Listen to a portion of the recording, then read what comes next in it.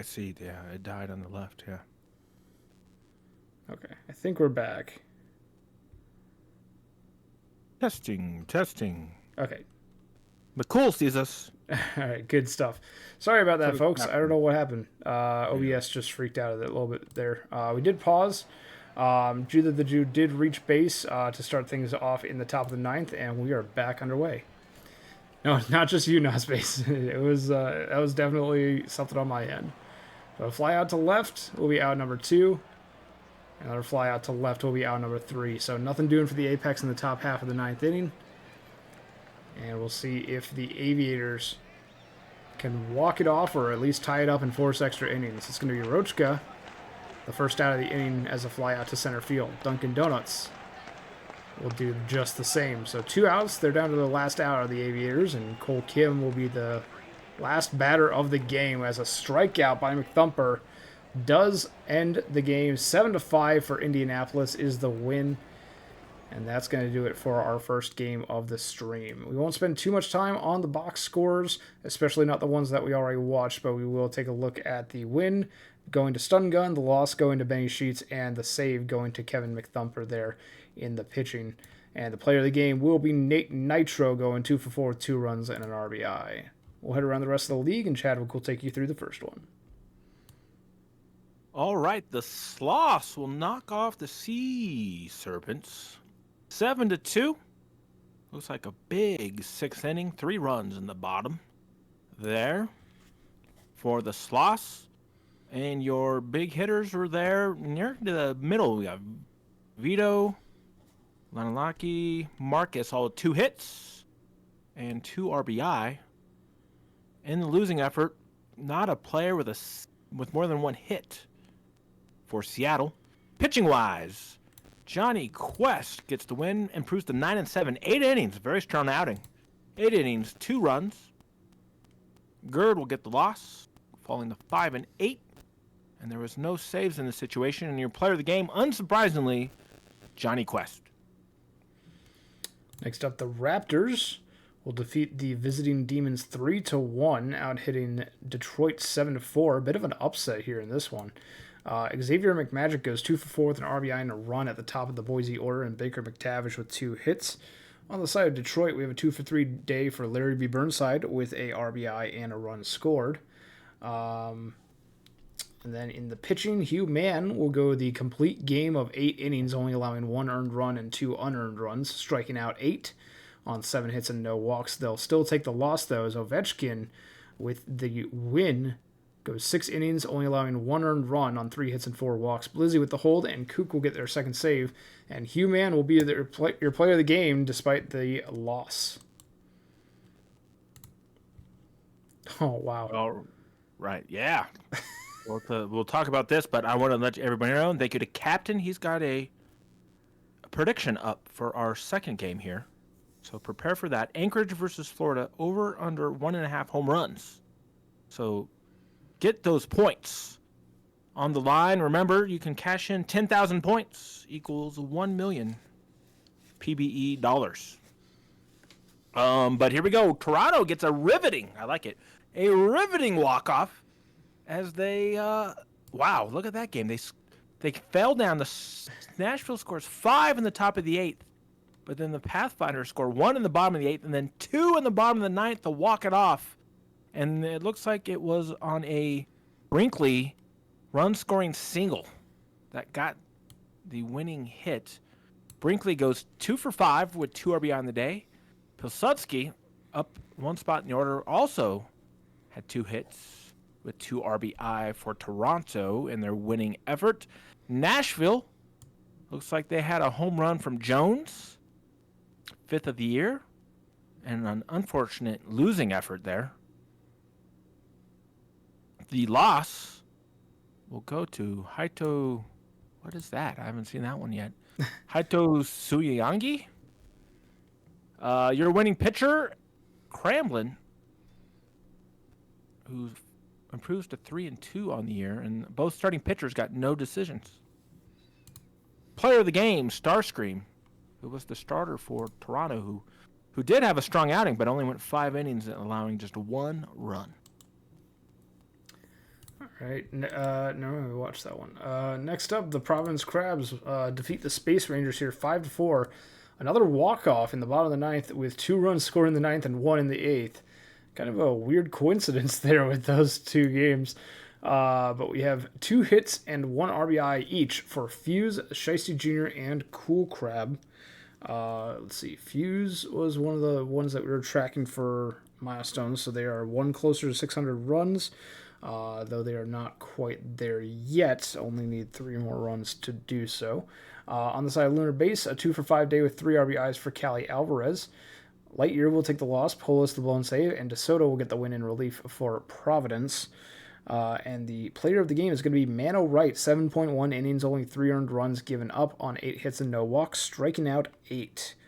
And I just realized that I forgot to mention, we did have a milestone hit in the other game. Toronto's pitcher Starscream only needed 4 innings pitched to reach 1250 on the career, and they got 5 in this outing. So congratulations, Diesel Starscream, for reaching that 1250 innings pitched milestone. Buffalo will beat New Orleans 4-2, but not in a walk-off, so it's a little disappointing. Looking at New Orleans, just 1 RBI from Case. But for Buffalo, OOTP Wizard going 2 for 3 with 2 RBI and a leading effort, including a home run in the 5th inning. Your winning pitcher will be Clifton, improving to 11-7 on the year. Losing pitcher Lycan falls to 2-14. Having a rough year, I'm sorry. And saved by Choi, 5th of the year. Your player of the game, no surprise, OOTP Wizard. Next up, we have the Voyagers defeating the Scorpions 7-0. Excuse me. Big blowout for the Voyagers here as they reach 5 straight wins, 12 hits on the day as well. Beef Rye goes 1 for 3 with 3 RBIs on the 3-run homer. And then we have a 3-hit day for O Cove, the DH.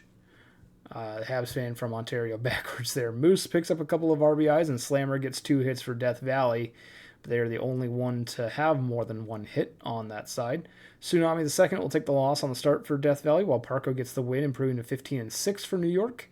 And Closer will get the hold. Anthony Parco will be your player of the game. 5.1 shutout innings.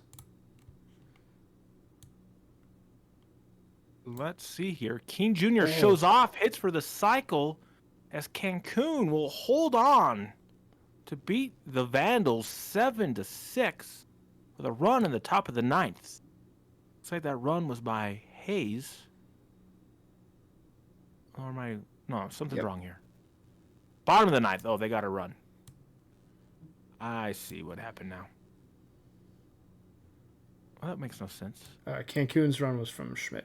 Run scoring single. Yeah, in the top there. So AJay Schmidt going 3 for 5 with 2 RBI. 2 RBIs also by Yosh and Rowdy there. Unfortunately, I went 0 for 3, but we won't talk about that. Pitching wise, let's take a look. We've got a win by Yates out of the bullpen and a loss out of the bullpen too for Vancouver. Rodriguez, and Neggs gets 14th save of the year. Player of the game, Dan King Jr. Anytime you hit for the cycle, it would make sense that you're going to be the player of the game for that one. Yeah, even in a losing effort. Yeah, exactly. No games in the minor leagues for today, so we'll go ahead and advance the day for, so that's August 31st.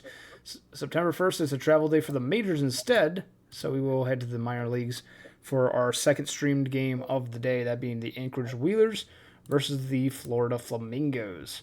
And the Wheelers are coming in as the third team, coming into today's stream as the third team in the power rankings, while Florida is fourth. Both teams are in the playoffs officially, and only 2 games separate their records at 58 wins for the Wheelers and 56 for the Flamingos. So a couple of teams that have been pretty close in terms of records and in terms of skill level, and you can see that in that head-to-head with 5 Flamingos gaining the advantage over their Wheeler counterparts, 4 Wheelers gaining the advantage, and 1 tie in that number 2 position between Sebastian Otage and D. Fernandez. It's going to be Guy Manuel Loire on the mound for the Wheelers, and Dizzy Stoner will take to the mound for the Flamingos. Any players that you're going to be keeping an eye on for this one, Chadwick? Any impact players that you think that the chat should be keeping an eye out for? Yeah, let's see here. Well, I mean, what jumps out should to everybody is right. The Wheelers' leadoff hitter Shane Ziegler's got 26 home runs from a leadoff spot. That's quite impressive.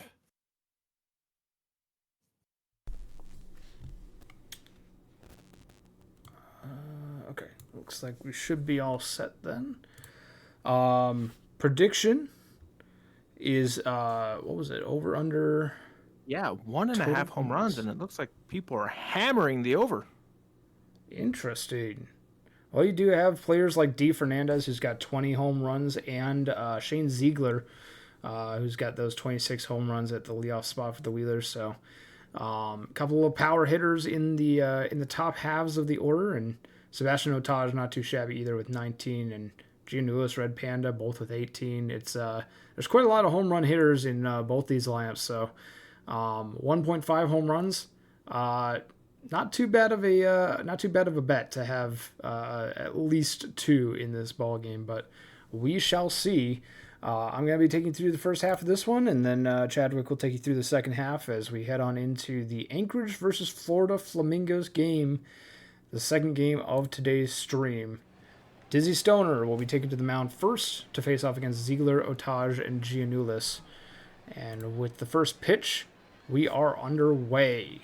Shane Ziegler. A ball to Ziegler for the first pitch from Dizzy Stoner, and here's the second one. In play, but it's going to be caught by Southworth in left field for out number 1. Sebastian Otage strikes out, and that will bring up Gianoulis with 2 away and no one on. A quick ground ball to the second baseman will retire the side. Something I'm just noticing here, too. The Wheelers have 5 batters over 300 and 1 batter close to it at 294. So quite a lot of great hitters on the Wheelers. Makes sense that they are third in the power rankings here. Flamingos only have 3 over 300, but Sakudo, who just grounded out. Oh, wow, the impressive double play there. Unassisted double play by Gianoulis, the first baseman. Ends the inning. I was going to say Sakudo is well above 300 at 3. Well, now it's at 321, but they were at 322 before that double play. Fly ball into left field. It will be caught for out number 1 after Panda gets on board for the first at-bat of the inning. McNeely, though, grounds into our fielder's choice. Potentially had a double play potential there. But no relay throw. They do get the ground out from Smokey Bear anyhow, so it doesn't matter too much. And so we head to the bottom half of the second inning. Only 1 hit so far in this ball game. There's the second one. It's going to come from Jimothy Jr. in the first hit for the Flamingos. Nash DeVille will draw a walk on 4 pitches. So now we have first and second for Lightning McQueen. Grounding into a 4-6-3 double play as cleanly as you draw them up. Wheeler's defense, specifically Ziegler, again, good work over there at second base with another quick ground out to end the inning. Top of the third, no runs scored. We'll see Wallace, Lee, and Ziegler due up. Wallace flies out to Southworth in left. Now Jordan Lee will fly out as well, it looks like, to the center fielder Johnston. Now Shane Ziegler will strike out. A quick 1-2-3 inning. Go the Wheelers. Top of the third is done, and the bottom of the third is just beginning. Riston, 43, and Johnston will be due up for the Flamingos against Lohr. Fly ball into center field, almost back to the track is Wallace. Make the grab for out number 1. Here's 43. Amy 43 with the third base hit of the ball game. Second one of the day for the Flamingos. And off for second, Amy is safe at second with a stolen base, their 8th of the season. And a strikeout by Dan Johnston will mean it's 2 outs with a runner in scoring position for D. Fernandez. Tough situation, and they aren't able to come away with the RBI. A quick ground out to short. And we're 1/3 of the way through the game, and only 3 hits total between these two teams. We head to the top of the fourth. Unders for the prediction starting to sweat a little bit as no home runs so far in this one. And 2 quick groundouts by Otaj and Giannoulis will bring up Pando with 2 away and no one on. And a foul ball into the corner in right will be pulled in by DeVille to retire the side. Top of the fourth is done. Bottom of the fourth, we'll see Sakudo, Jimothy Jr., and DeVille at least. Sakudo will strike out against Lore, and now Jimothy Jr. will do the same. Back-to-back Ks for Guy Manuel Lore. 3 strikeouts so far in the day, and 2 of them came from the last 2 at-bats. Nash DeVille grounds out to second, and that's going to end the half inning. A 1-2-3 inning, and we head to the top half of the 5th. La Rosa will get on board. That's going to be an infield hit, as 43 got to the ball, but wasn't able to make the play. But a quick 3-6-3 double play. Riston to Sakudo, back to Riston. Will be outs number 1 and 2 of the inning, not the ball game. On board is Bear, but Wallace flies out to the left, and that's going to do it for the first half of the ball game. Only 5 hits in the first half, and Chadwick will take you the rest of the way, starting with the bottom of the 5th. McQueen, the DH, will lead off, and he's going to pop out to the shortstop, or the second baseman, sorry. Southworth is going to strike out. Quick 2 outs. And Riston will step up for the Flamingos, the 8-hitter. He's going to hammer one to left field, caught on the line by La Rosa. So we will go to the top of the 6th, 0-0. Lee, the 9-hitter, is going to ground out to short. Ziegler, the home run hitter, let's go. And no. Flies out in the gap in center right. And Sab Otage, the DH, will fly out to right field as well. And this game is flying by, just 5 hits through 5.5 innings.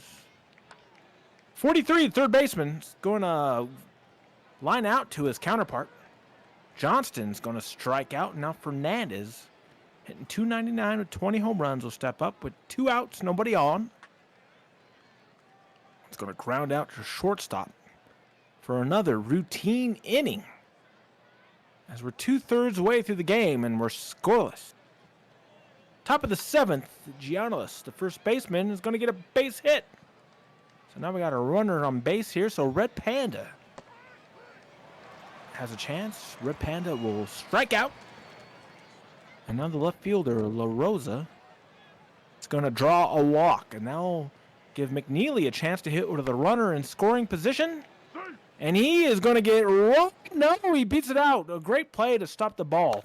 Saved a run. Bases loaded now. And we have another great play from the shortstop there. Get the force at home. 2 outs. Bases loaded for Wallace. And I have no idea what happened. That was so quick. What? Okay, I have no idea. Did he ground out there? The inning's over. My goodness.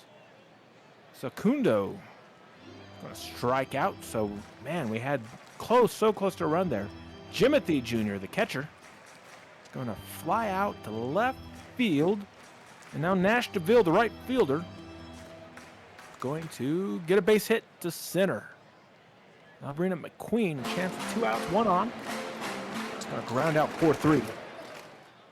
Through 7 innings, we are scoreless, even though we came so close to the top of the 7th. Lee, the third baseman for Anchorage, is going to ground out 6-3. Ziegler, leadoff hitter, extraordinaire, is going to fly out to left field. And I'll leave it to Sabotage. It's going to ground out to the first baseman with the pitcher covering. And we have 8 hits through 7 innings, or through 8 and 7.5. Let's see here. Southwest's going to ground out. I'll bring up Riston, the 8-hitter. Going to draw a walk. So 43, the third baseman, going to draw a walk. So we got runners at first and second. Leadoff hitter Johnston steps up with a big spot, and he's going to ground into a fielder's choice. They'll get the lead runner. Runners at 2 outs, and it's oh! A warning track fly ball with 2 outs on runners on the corners. We'll go to the top of the 9th. We're still scoreless. Giannis gonna ground out to the pitcher. Jashawn in the game pitching. Red Panda now is going to fly out to center field. La Rosa gonna ground out to first with the pitcher covering. And we will go to the bottom of the 9th with a chance for Florida to walk one off. The heart of the order coming up. 3-hitter. Facundo is going to ground out to third base. Jimothy Jr. and the catcher. Step up and strike out. It's going to leave it to Nash DeVille. 2 out in the bottom of the 9th. He's going to walk it off. That ball is gone. And we waited until the last at-bat of the game to get a run. And it's the most important run as Florida walks it off. So good job there, Nash DeVille. Hitting it off Abernathy. Wow. That's storybook stuff right there. So Jashawn will get the win out of the bullpen, going an inning and 2/3. Abernathy will take the loss, and of course your player of the game is going to be, obviously, it isn't. It's going to be Dizzy Stoner. Okay. I don't know. Having 7 1/3, giving up no runs is pretty good, obviously. But so did Laor. I don't know. I'll take issue with that, but that's okay. Going around the rest of the league, we have the State College Swifties defeating the Bears here 6-3, out-hitting them 12-8. 2 RBIs for Torres on the side of Brew City. For State College, 2 RBIs each for Andrews Jr. and McCringleberry, and 3 hits for Asaro. McChapperson takes the win for State College, 2 earned runs over 6.1. From the hold, Caspase the save, and Moore will take the loss on the start for Brew City. Chappie McChapperson will be your player of the game. All right, before we get into this next box score, we need to talk about the savagery that just happened in this bet. 4.7 to 2.1 in terms of home runs over 1.5. Obviously, we only had 1 home run at the very last at bat, so congrats to the people on the 2.1 side, because you just savaged everybody else of their points. That's one of the biggest gaps I've ever seen win, I think. Wow. But to get into the box scores here, the Kingpins are going to win 6-3 over the Dillos. For the Kingpins, top of the order, getting some work done. 2 for 5 for Essence, 2 for 5 for Blanco with 2 RBI. For the Dillos, a lot of hits at the top of the order, right? 1, 2, the 3, 4 hitters all had 2 hits or above, but nobody below them could drive them in. So that was their downfall there. Heiderscheid's going to get the win, improving to 11-6. 6 innings of 2-run ball. Your loss is going to go to Salad. It's going to fall to 9-8. And then what the hells? Is that right? With the Heelys. Oh, what the Heelys. Okay. I couldn't see the the font is a little small on the screen here. Gets the save with a 1 1/3 inning save outing. Your player of the game is Pedro Blanco. Then next up we have the Ranas defeating the Firehawks 10-8. Ranas snapping their losing streak. I think they had a 8 or 9 game losing streak coming into it. So snapping it here with a 10-8 victory on the road. 3 hits and 2 RBIs for Archer. 2 hits and 2 RBIs for O'Slams. On the side of Puerto Rico, we have 5 for 5 Dave for Tex Justice Jr. with 3 RBIs, all singles, 5 singles for Justice Jr. And Quinn adds on 3 RBIs as well. Aria gets the win, Goodman the hold, and the loss will go to Biglet on the side of California. Tex Justice Jr. will be your player of the game and ties the Puerto Rico regular season game record for hits with 5. Congrats. Yeah. Let's see, the Hepcats are going to beat Louisville 4-3 in some extra inning baseball. 22 hits between the two sides, but 3 errors by the Hepcats, but it didn't hurt them too bad because they win the game. For Kansas City, a 3 for 4 effort for Thriller, driving a run, and then 2 RBIs at the bottom of the order from Thompson and Mathers. For Louisville, looks like your leading hitter there was Bullworm, Alaskan Bullworm, going 3 for 4 with an RBI and 2 walks. So a solid day there. Your winning pitcher is going to be Ziegler. Proves to 5 and 8 out of the bullpen. That's a lot of decisions for a pitcher in the bullpen. And then Kevin Choate gets your save. Your losing pitcher is going to be Berger. It's going to fall to 8 and 6. Player of the game is Rick Roll. And I didn't see. Oh, Rick Roll is the starting pitcher for Louisville. Getting a no decision, going 6 innings, giving up no runs. That'll do it for the minors, and that'll do it for September 1st. So we'll go ahead and save, advance the day, and save again, and head right on into our next streamed game. It's going to be Brew City versus State College. Let's see. I think this might be... Okay, this is the second game. Brew City took the loss against State College yesterday, 6-3. So the Bears are going to be looking for a little bit of revenge here against the Swift Steeds, and they'll send Aaron Ford to the mound here to try and get that done, while O's Bones takes to the mound for State College, 6-11 on the season with a 4.88 ERA. Similar ERAs for these two pitchers. Dissimilar records, though. A losing record by 5 for O's Bones and a winning record by 1 for Aaron Ford. We'll see which... we're looking at who has more total hits by the end of the 6th inning. So we're seeing a lot of big hitters here. I'm kind of taking a look here. It looks like we have a couple of hitters over 300 for Bruce City. McRoids and stuff. Chungus McRoids and stuff. 327 average. They are a big hitter in that number 5 position. Might be the one to keep an eye on there. And then we have a 293 hitter in Cod Ruru at the top of the State College lineup with as mentioned, Bones and Ford on the mound. Looks like the head-to-head's fairly close. It looks like mostly Bears, though. 6 Bears versus 3 Swifties and 1 tie. Any thoughts on this one, Chadwick, coming into the game? I think you'll be taking us into this the first half of it, so any... or actually, no, sorry, I'll be taking us into the first half, right? First, second, I was second. Yeah, because I finished the walk-off, right? Yeah. It'll be me. You should be first. Yeah, you should be first. Yeah. Yeah. There we go. Sorry, we're a little on a holiday break too. We're getting back into exactly. This. Hitting wise, yeah. So you can see if you're looking at the prediction, it's even because I think there's no terrible hitters on this team, right? In the last game we saw, people hitting it below 200, but in this game, pretty much everybody's 240 or above. So there's no terrible hitters. So we got deep lineups.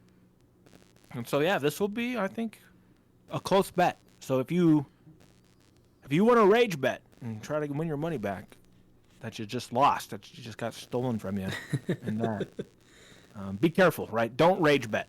Don't get on tilt, as they say in the poker world. I put 10 on tie. There we go. Oh, I like it. My cool is rage betting on tie. That's not a bet. That's not bad. Yeah. All right, you ready to take us into game, Chadwick? Yeah, let's go. It will be Aaron Ford versus Bones. Okay, that's good. And Bones is going to face Rhino Leg to lead us off. That's in this game. And what just happened? Oh, there we go. We got some ads popping up on my end. I don't know. It's weird. I've never seen that before. Rhino Leg's going to fly out to left field. Houndstreamer is going to bane in a base hit to straight center. Now bring up Joseph Torres. Going to get another base hit. Houndstreamer will get to third and some great base running. And now we'll bring up Thomas Argent, the catcher. He's going to ground out into a double play. And they won't score the run from third. Some great defense by the Swifties, who will now bring up Raru, the third baseman, facing Aaron Ford. We got a leadoff single to right field. And now Joy is going to step up. Adam Joy, he's going to strike out. No Joy in that at-bat. Andrews Jr. going to hammer one, but it's going to be caught by the center fielder. And now McCringleberry, the first baseman, is going to watch Raru get nailed at second on the stolen base attempt. So we're scoreless after 1. McRoids and stuff. Bloop one over to the shortstop's glove. And Dazen Guile is going to strike out. And the DH Patterson's going to step up to the plate. He's going to ground out to the pitcher on a fielder's choice. Is going to get the lead runner. McFish is going to hammer one straight at center field. And we are scoreless. As we go into the bottom of the second with McCringleberry. Gonna sky one to left for a routine out. Asaro, the second baseman, is going to get a base hit. So that will bring the DH Boog Barrow. He's going to watch Asaro steal second. The bad throw will get him to third. Now, oh no, no sac fly there. Wellerman's got a chance to drive one in. 2 on, 1 on third. He's going to strike out. Some fast action there, but no runs. As Xavier Payne, the shortstop, is going to ground out to his counterpart. Now bring up the top of the order again with Rhino Leg. Gonna fly out to center. Houndstreamer got on base last time. Going to fly out to shallow center. And we'll go to the bottom of the third, scoreless, with Yuppie. Leading it off, leadoff walk. Now bring up the catcher, Knockrim. Norbid Knockrim. Oh, we got a pickoff. Sorry, I missed it. Yuppie gets picked off, Knockrim grounds out. Baru fly out the left. Bottom of the third, complete. We're scoreless. Torres, 3-hitter. Going to get a leadoff walk, and that's going to bring Argent, who's in a cold streak. Can he break out of it? Argent's going to watch Torres steal second. Now he's going to fly out to straight center. McRoids and stuff will have an opportunity to drive one in. He's going to strike out on a 1-2 count. And I'll leave it up to Dazen Guile, who's going to get a base hit, should score a run. Yes, the left fielder doubles it. Giles going to get the second, an RBI. Now Patterson, the DH, is going to take a walk, and McFish will have a chance to drive one in with 2 outs. And he lines out to first base. But Brew City takes a 1-0 lead. Adam Joy lead off the inning, flying out to center. Andrews Jr. will now hit one as deep as no, it's gone. I thought the left fielder had a track on it, but no, we're tied. Andrews Jr. hits his 11th of the year. The Kringleberry's got 15 home runs on the year. It's going to floop in a base hit. Now Sorrow is going to ground out to the pitcher. No, he beats it. Barrow with 2 on is going to get one in, and the bases are going to be loaded on the single. Bring up Wellerman with the bases loaded, 1 out. It's going to get one in. That's going to score 2. Wellerman drives in 2 with the bases loaded, and now Yuppie, who got picked off last time, is going to fly out to center. And that's going to get down to the catcher here, 9-hitter. It's going to strike out, but 3 runs by the Swifties take a 3-1 lead after Bruce City scores in the top of the 4th. Head to the top of the 5th where Xavier Payne is going to strike out. I'll bring up the top of the order again with a Rhino Leg. Going to ground out 4-3. And now Houndstreamer will have a chance to get some work done. He's going to ground out 6-3. It's 3-1 in favor of the Swifties, and it's time for some AJ. All right, 3-1 lead for the Swifties. They have a chance to add more on here.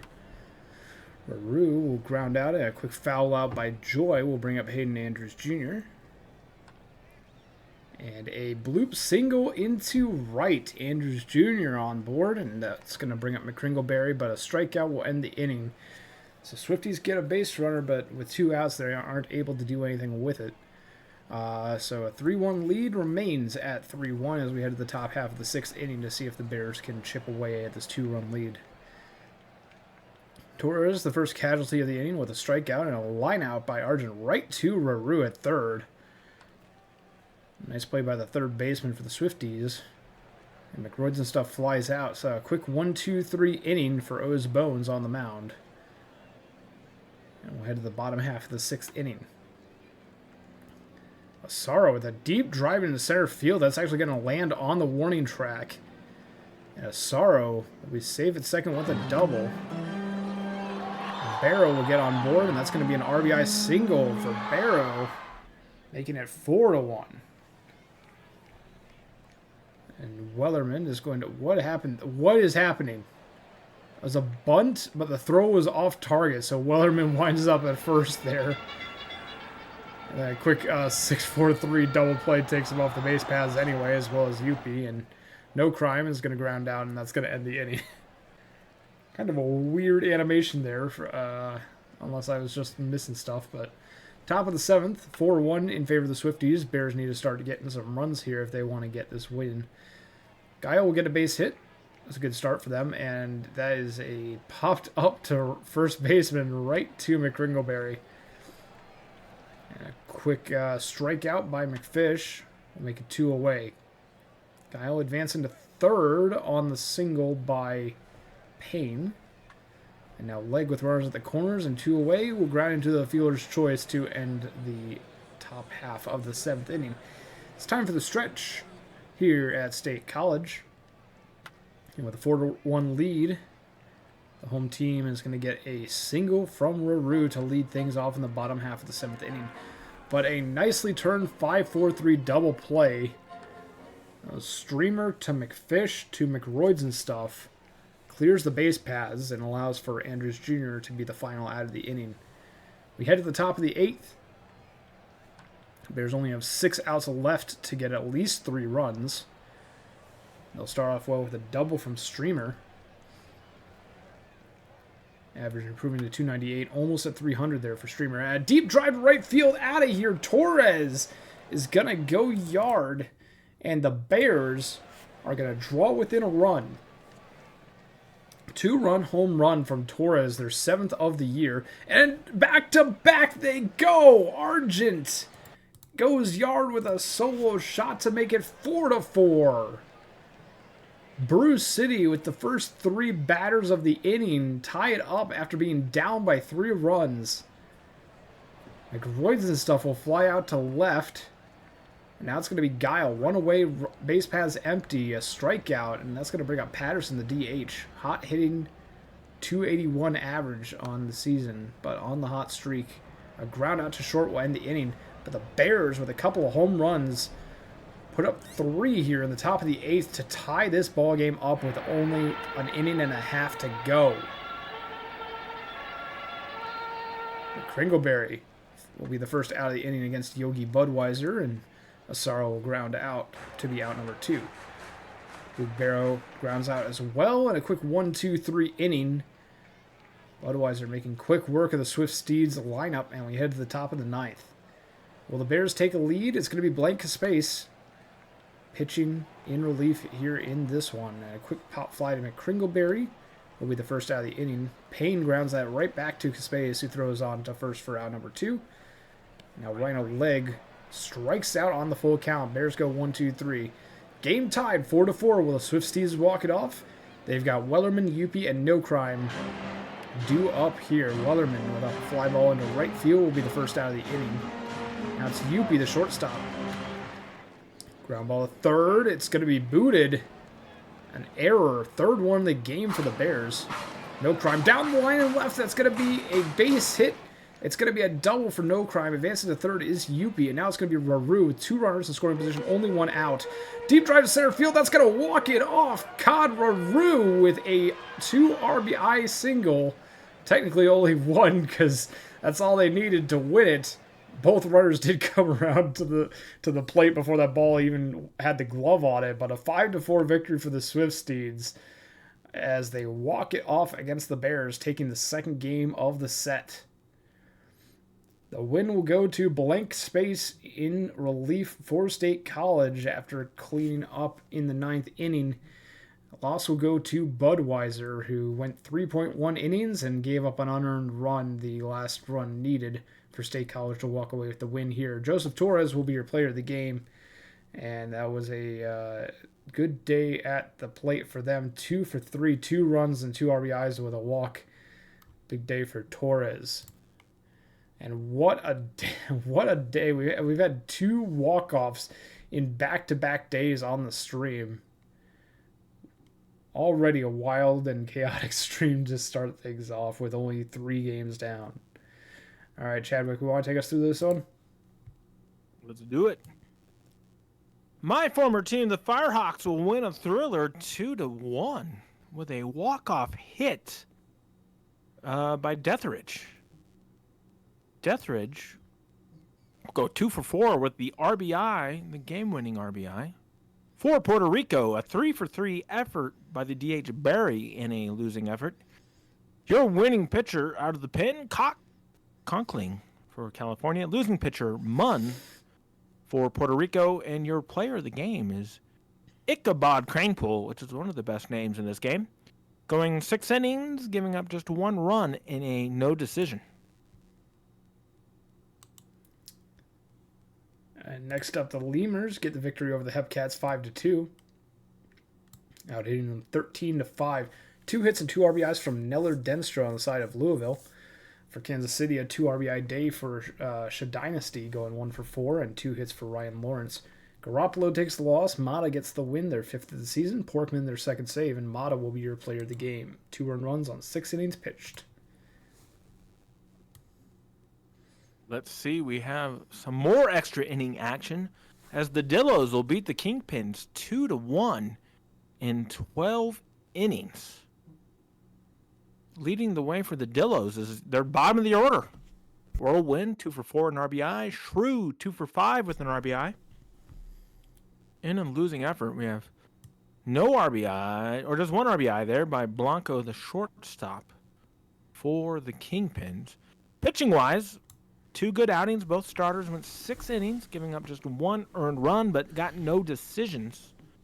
Your winning pitcher is going to be, and I haven't seen this one either before, Workst. I'll have to see what the unknown Workst. Okay, interesting. We'll have to get the story behind that. And then the loser is Farnsworth, who falls to 5-2. Your player of the game is the starting pitcher for the Dillos, Arcanum, who went 6 innings, giving up just 1 earned run. Works is a bot, by the way. It's the meme of Reggie Rock noises. Do you play Pokemon? Gotcha. All right. All right. 1-0 victory for the Wheelers over the Flamingos. 7 hits apiece for these 2 teams. 2 for 3 day for Nash DeVille on the side of Florida. 2 for 4 day for Joey LaRosa on the side of Anchorage.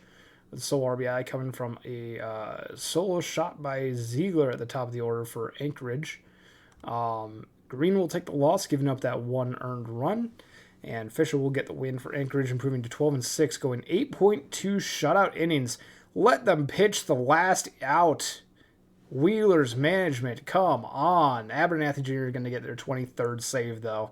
Herbert Fisher will be your player of the game, of course, only allowing 7 hits over those 8.2 shutout innings.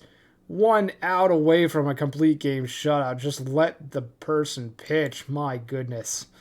All right, that'll do it for the minor leagues, September 2nd. But we'll start off with Chadwick for the majors on September 2nd.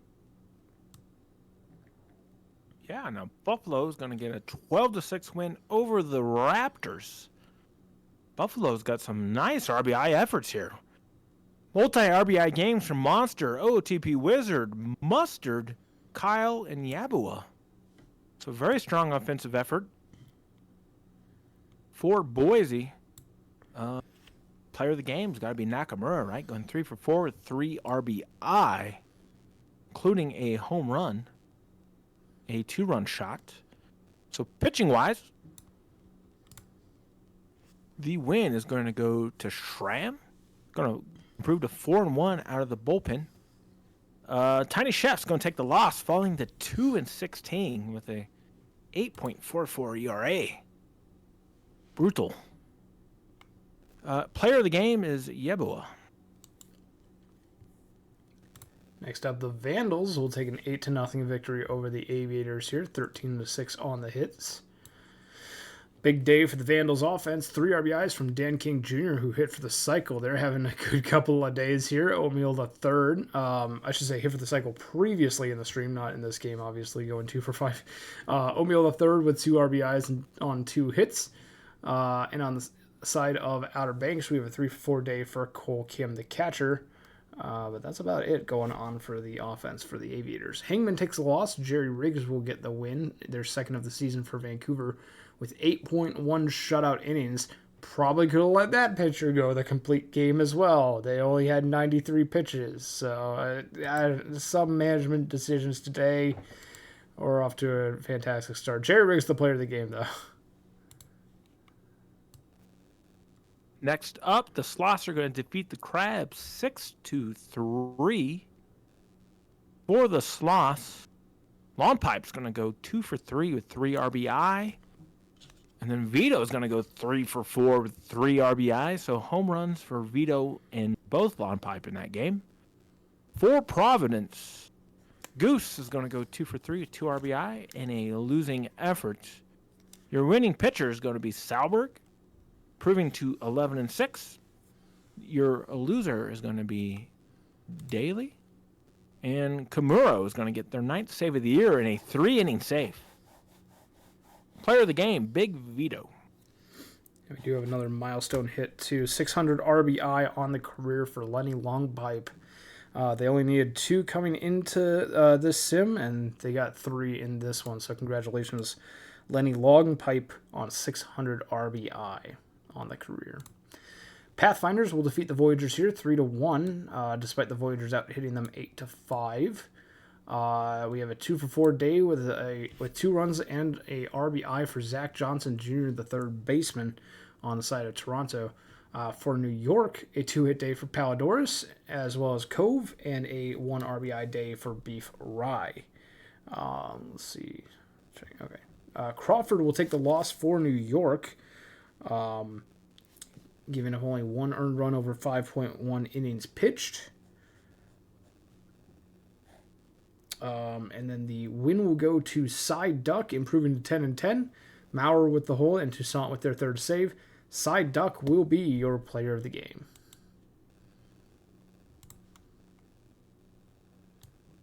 All right, next up, another extra inning affair. The Demons will get one over the Rougarou 4-2.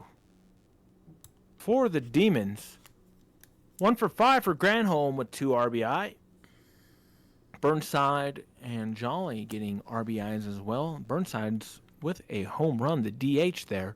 The Rougarou, 2 RBI effort, 3 for 4 for Beauchamp Reyes in a losing effort on a home run.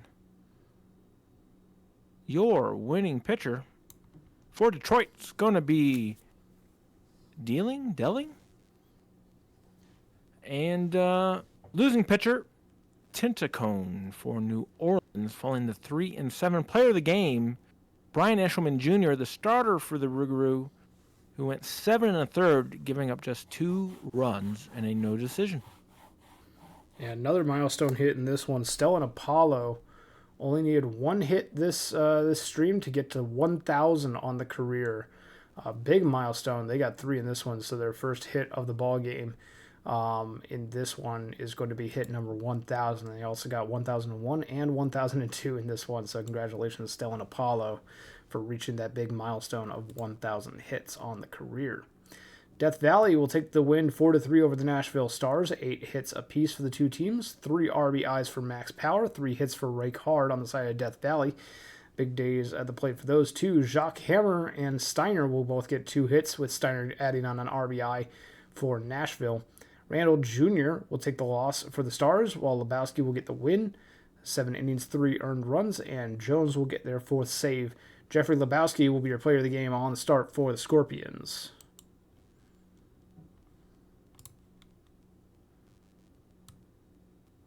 All right, the Toros are going to defeat the Apex 5-3. And leading RBI hitter for the Toros happens to be a guy named Chadwick. Went 3 for 4 with 3 RBI in the 9 spot, including a home run.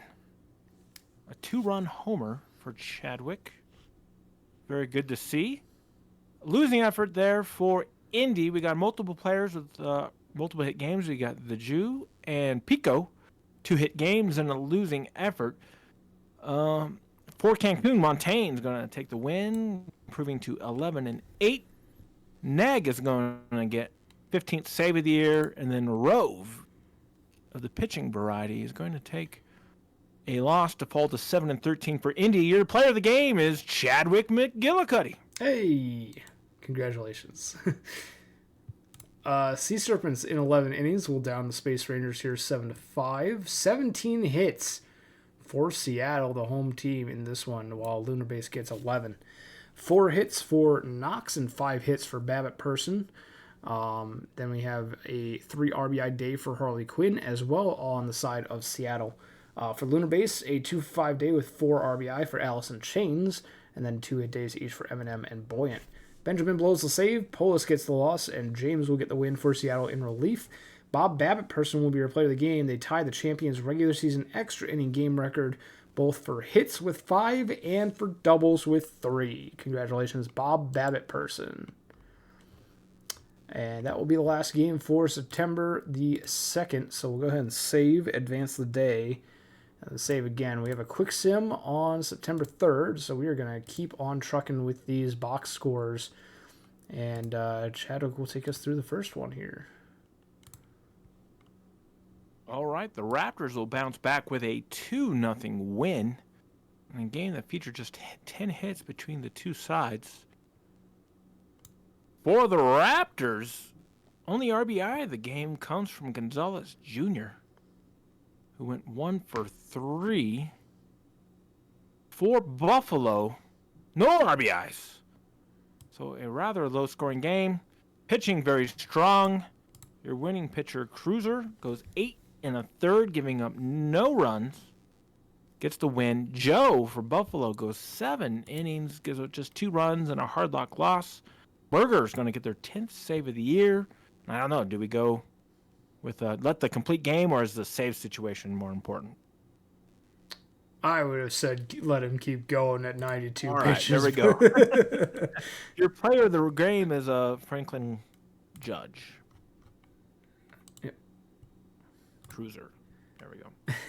Vandals walk it off against the Aviators 2-1, out hitting them, not out hitting them, but Aviators out hit them 7-6, but they take the loss 2-1. Dan King Jr. I feel like I've been saying Dan King Jr.'s name a lot. Boy, is he on a hot streak. 2 doubles and a home run in this one. 3 for 4 with an RBI and 2 runs scored. Outer Banks with 2 hits from Okada Khan and Beckett Brooks. Ottav takes the loss, and Rodriguez will get the win for Vancouver, with Crash Jackson being your player of the game. 5 shutout innings, only allowing 2 hits and 4 walks on the day.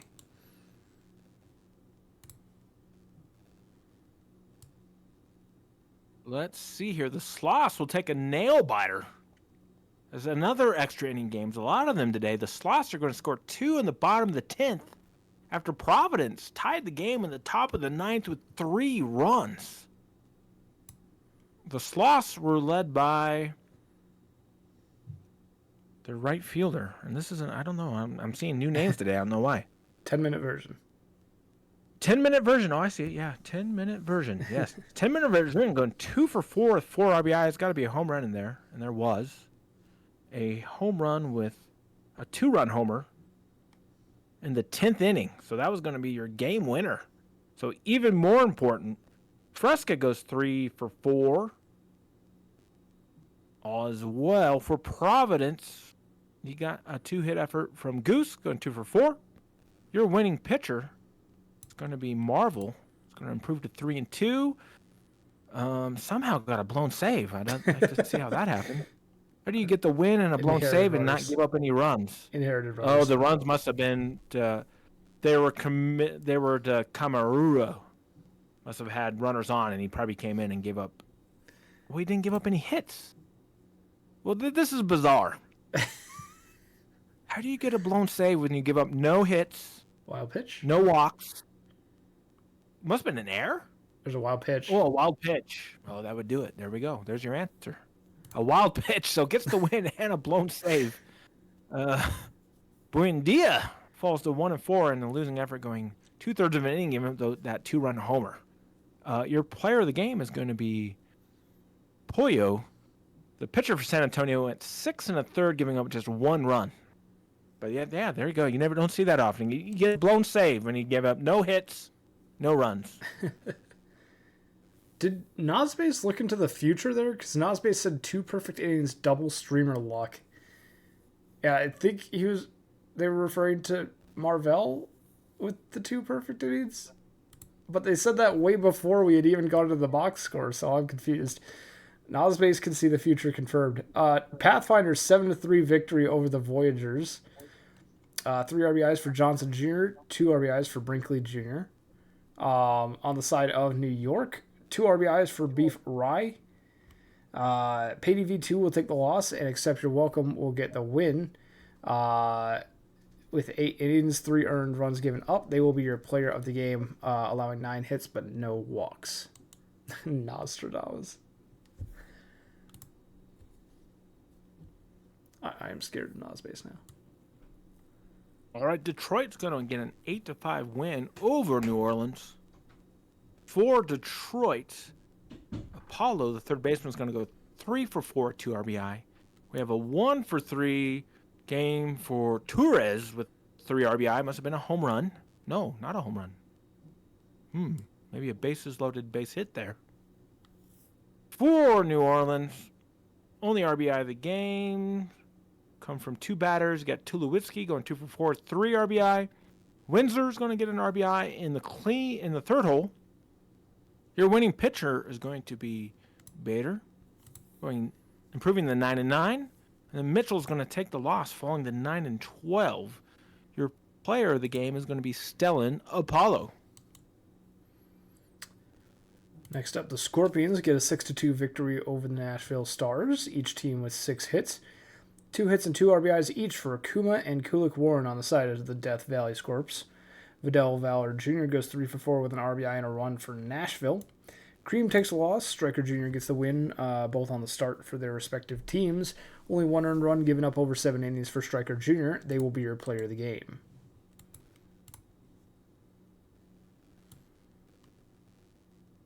Right, Cancun is going to get a 2-1 win, even though the Apex scored a run in the top of the 9th.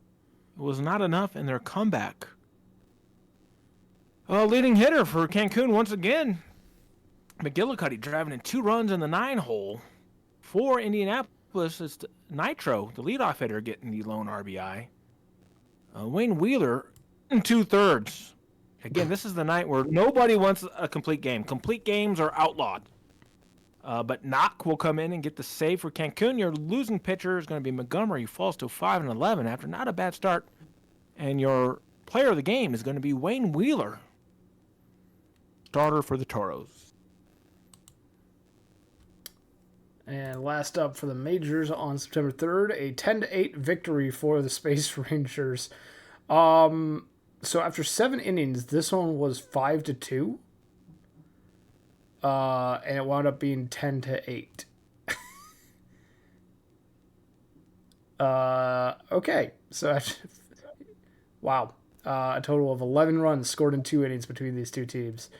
Late inning magic. 2 RBIs for Miss, 3 RBIs for Angel on the side of Seattle. For Lunar Base, 2 RBIs each for Morgan, Eminem, Chains, and In the Lake, with Morgan getting 3 hits on the day. Into Dirt with the win, Marston their 16th save, Cookie taking the loss, and Arthur Morgan will be your player of the game. That'll do it for the major leagues. So we'll start off with the minor leagues here on September 3rd.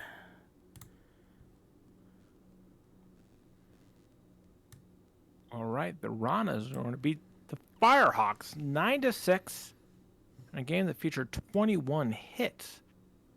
For the Ranas, leadoff hitter Stern getting the job done. 2 for 5, 2 RBIs, 2 runs. That's setting the table. 9-hole hitter Quinn getting 2 RBI as well. For the Firehawks, Deathridge having a strong stream. 2 for 3, 4 RBI, including, let's see, a 3-run homer. And then a solo homer. So quite the game there in the losing effort. Maybe he's going to get your win 5-2. Shirazi is going to get the save. Your losing pitcher is going to be Viram, falling to 3-11 for the Firehawks. But your player of the game in the losing effort is Deathridge.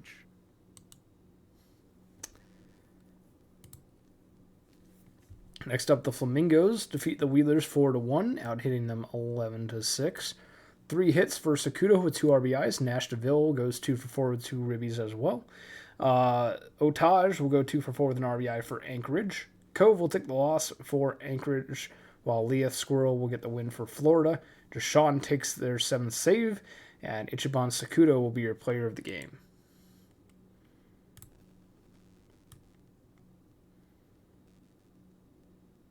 All right, the Dillos are going to get a 4-1 win over the Kingpins. For the Dillos, a 2 for 3 effort with 2 RBI from the first baseman Murphy.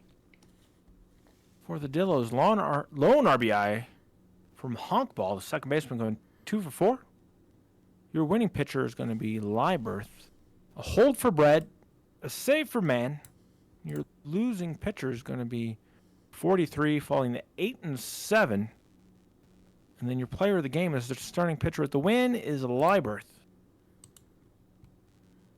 Next up, the Lemurs narrowly defeat the Hepcats 2-1 here, out hitting them 10-6. 3 for 4 day for Erp Stevo, RBI for Hartman and Javier Franco, 1 apiece. For Kansas City, the sole RBI coming from McDowell, while Mathers goes 2 for 3. Legacy Point will take the loss on the start for Kansas City, despite a quality start. Next gets the win, a 5.1 shutout inning start, with 3 hits given up. Berger and Murphy get holds, Porkman their 3rd save, and Next will be your player of the game.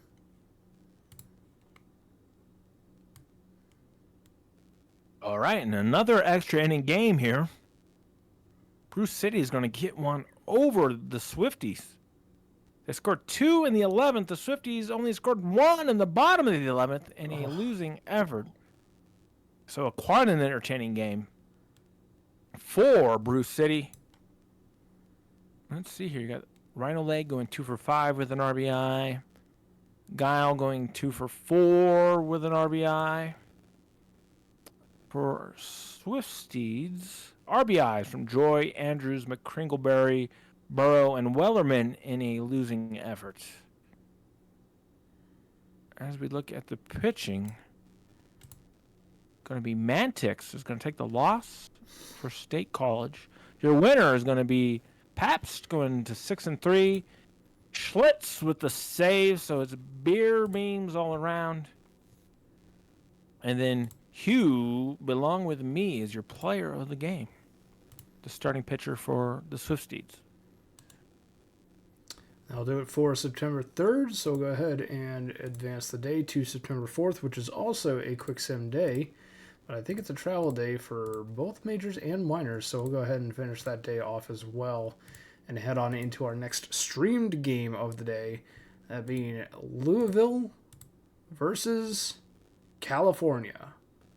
Louisville 51-48. They came into today's stream 6th in the power rankings out of 10, but still well and above the California Firehawks, who were 10th in the power rankings coming into this stream at 34-65. Currently the worst record in the minors. I don't know if are they officially out yet? They were on the cusp of it. They have been officially eliminated now. So the Firehawks are out, potentially looking to play spoiler against the Lemurs, who are still in it, but are they need their magic number is 2 to get into the playoffs. But Firehawks could play a little bit of spoiler here. We'll see if they do. It's going to be Jack Nitro on the mound. Not a great season for Nitro, 1-12 with a 5.58 ERA, taking on Louisville's Starburns Glorbenspiel, 6-7 with a 3.52 ERA on the season, and you can tell it has not been the Firehawks season. Looking at those head-to-heads, I don't think I've seen that before. Just the clean sweep. Yeah. It's happened a few times. Rematch of last season's minor World Series, according to Captain SB. But yeah, not the greatest season for the Firehawks. But they have a chance to surprise everyone today with a big win against the Louisville Lemurs. And they've got some great players on their side to do it. Players like Daniel Archer going 296 on the season, almost 300. And then Hector Rocha and Tyler D. the Rage, or Deathridge, I don't know how that one's pronounced. Both of those above 270. Lemurs have 4 players, though, above 300, with Steve-O, Beatty Jr., McCannon, and McDaniel. What do you think, Chadwick, about this matchup? We have a prediction going. Which side of the prediction are you taking if you were to predict? Oh, I think under 9.5 runs. You think it's going to be a low-scoring game? Yeah. All right. I think Nitro will have one of their best outings, just for the stream. Just for the stream. Yeah. All right. Well, shall we see if that comes to pass? We have no choice. We must move on. It's true. We have no choice. It's kind of our jobs to see if that does. We can't just stop the stream here. It would kind of be against our jobs as streamers. But I'll go ahead and take us through the first half of the game, and then Chadwick will take you through the back half. It's going to be Jack Nitro on the mound, 1-12 on the season. We'll see if they can get their second win of the season, or if they'll get their 13th loss, or if they'll get no decision. We'll see. But they'll be facing off against Erp Steve-O, Beatty Jr., and Alaskan Bullworm for the first inning here in California. We are underway. Prediction is total runs over under 9.5. We'll see if this is going to be a slugfest or a pitcher's duel. And we are underway with a 2-2 count already. Jack Nitro dealing their 5th pitch to Erp Steve-O. It's going to be strike 3 against the center fielder. Carl Beatty Jr. will draw a walk on the full count. Already over 10 pitches in the inning is Nitro after only 2 batters.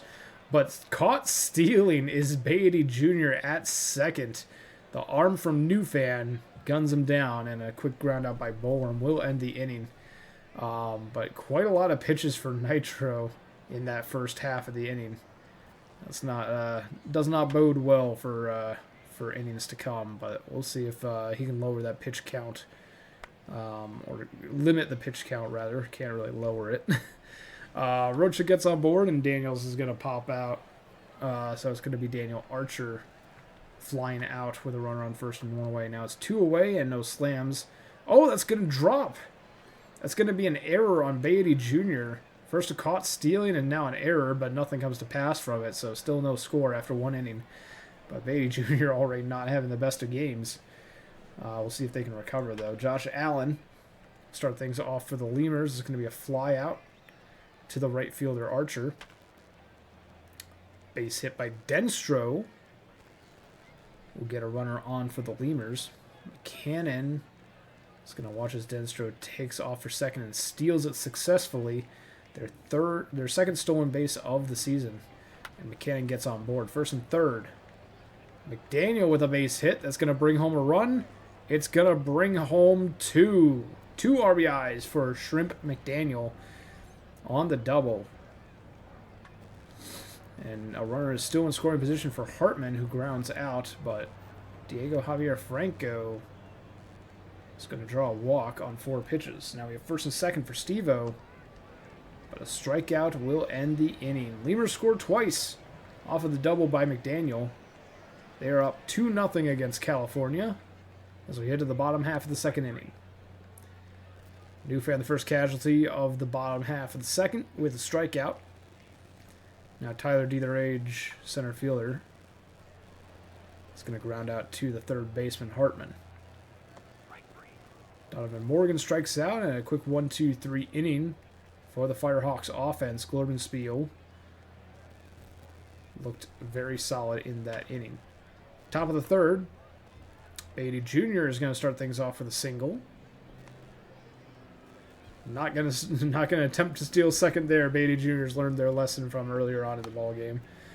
Bullworm gets on board, but that was a double play at third and second. Not one that you see all that often, but Josh Allen on board. A deep drive to right field. Neller Denstro is gonna go yard. A 2-run homer for the Louisville Lemurs doubles their lead from 2-0 to 4-0. Archduke McCannon will ground out to end the inning, but Louisville striking quick in the first 3 innings, already up by 4 runs. Matt Phillips, the second baseman, the number 9 hitter for the Firehawks, is going to ground out. Hector Rocha will do exactly the same. Both ground outs to the third baseman. So Hartman really earning the money over there at third.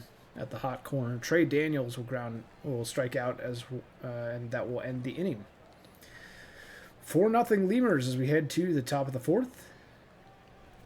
McDaniel will be the first out of the inning with a quick ground out to short, but Hartman will drill one up the center field. Up the center, out the center. I don't know where I was going with that one, but Hartman gets on board with a single. Javier Franco will fly out to right though. Now, strikeout by Steve-O does end the inning. We head to the bottom half of the fourth inning. Archer, Slams, and Zen due up against Glorbenspiel. Archer draws a walk on the full count. Good eye, good patience from the right fielder. Slams grounds out to third. Now, Hemi Zen will ground out to short. It does advance the runner Archer, so they're at third. But with 2 outs and new fans striking out, it's going to end the inning. Nothing doing here in the bottom of the fourth. California still only 1 hit through 4 innings.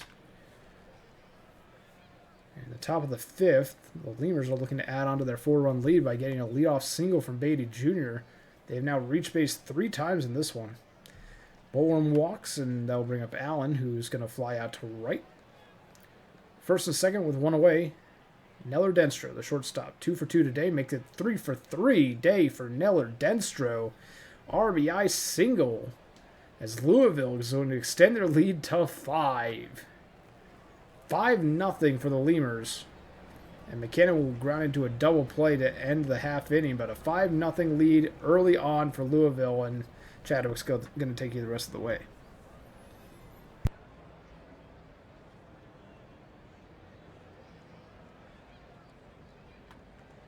Chadwick, you there? Hello? Yeah, sorry, I was muted. That's all good. Holy mackerel. All right, back-to-back doubles for the Firehawks. We'll get them on the board. They're down 5-1. Now another infield single will get runners at the corners.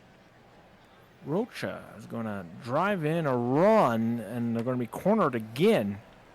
Daniels is now going to plop one in. Runners at first and second. Still no outs for Archer. Archer is going to fly out to right field. Oh, Slams is going to step up to the plate. He's going to ground into a double play. But California gets 3 back and cuts their deficit just to 2 runs after being down 5-0. McDaniel's going to lead this off with the Lemurs facing Biglet. Going to get an infield single as the ball eats up the third baseman.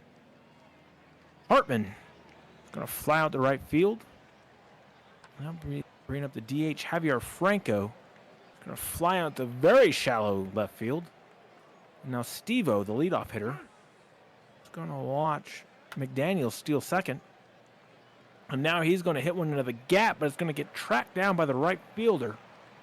So the Firehawks going to go to the bottom of the 6th, down 2 in a shutdown inning.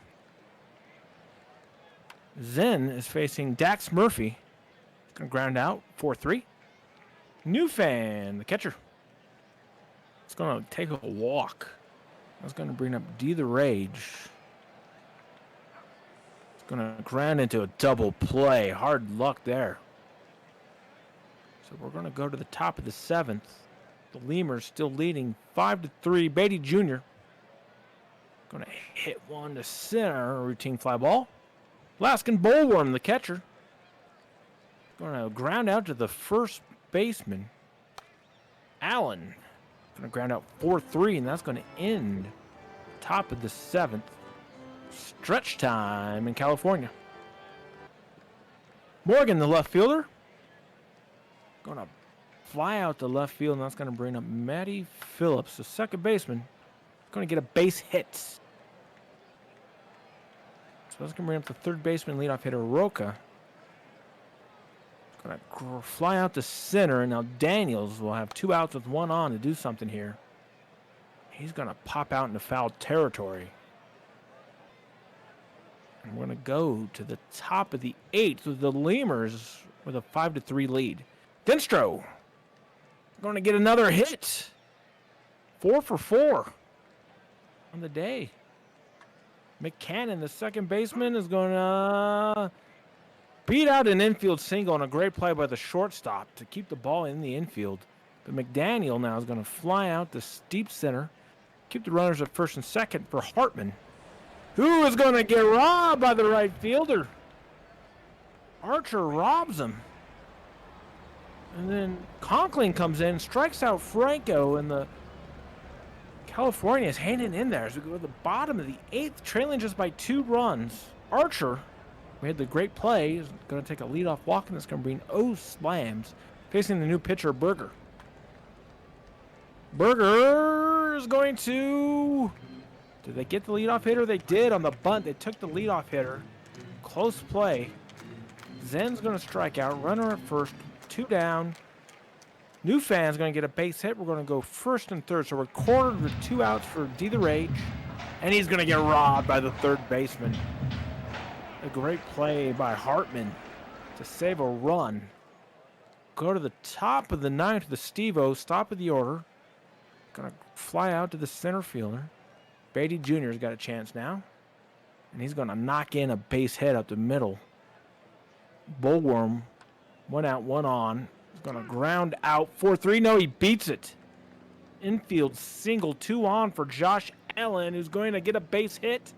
And that is going to get the bases loaded with 1 out for Dinstro, who's 4 for 4. And he won't go 5 for 5, but he's going to get a sac fly. An insurance run for the Lemurs. 2 outs, and they're cornered for Archduke McCannon. He's going to ground out. So California's down 3, down to their last 3 outs, with the left fielder 8-hitter Morgan facing Berger. Morgan's going to get a base hit, so there's hope. Phillips going to keep the rally going. He's going to ground out the first, but he'll move the runner over for Hector Rocha. It's going to be a wild pitch. He's going to get the runner to third. Rocha's going to take a walk. They're cornered with 1 out. Daniels has got a chance to do some damage, and he's going to ground into a... Was it 2 outs? There must have been 2 outs. But the game's over. California cannot come back. They lose 6-3. So you see here, Dinstro with a huge game, 4 for 4 RBI. 2 for 4 for the leadoff hitter from California, then the third baseman with an RBI. Glorbenspiel, your winner. Nitro takes the loss, falling to 1-13. And Berger with a 2-inning save, second of the year. Your player of the game, no surprise, is Neller Dinstro.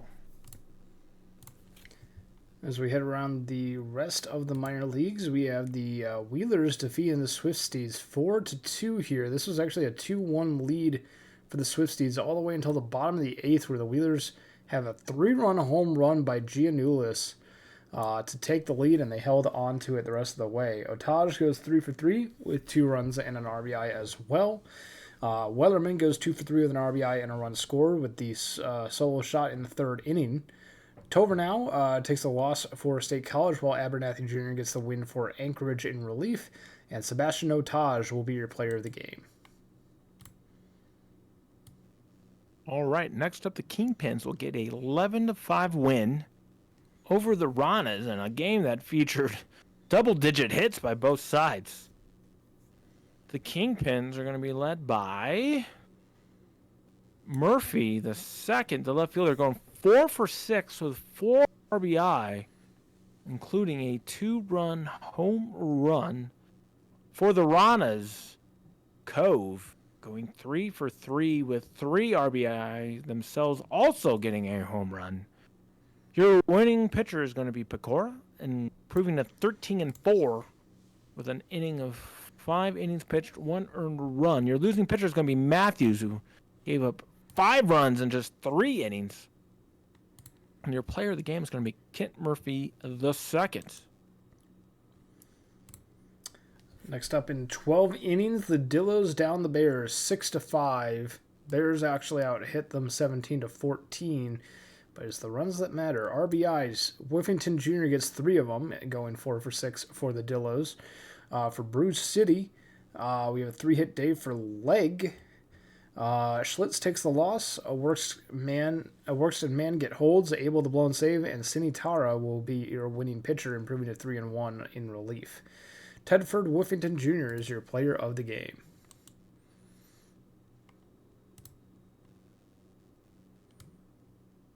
All right, the Hepcats are going to get a comeback win against the Flamingos, scoring runs in the bottom of the 8th and the bottom of the 9th to get the win. Lawrence is going to get a run-scoring double to get the walk-off. Lawrence goes 3 for 5 with 1 RBI. Mantle goes 3 for 4 with an RBI as well. For the Flamingos, 3 for 4 for Sakudo, the shortstop, inning losing effort with an RBI. Pitching-wise, Kevin Choate's going to get the win out of the bullpen, improving the 2-0. Going to have a blown save, unfortunately, for Hare. And Jashawn's going to take the loss, going to 8-6. Your player of the game is Mitchie Mantle.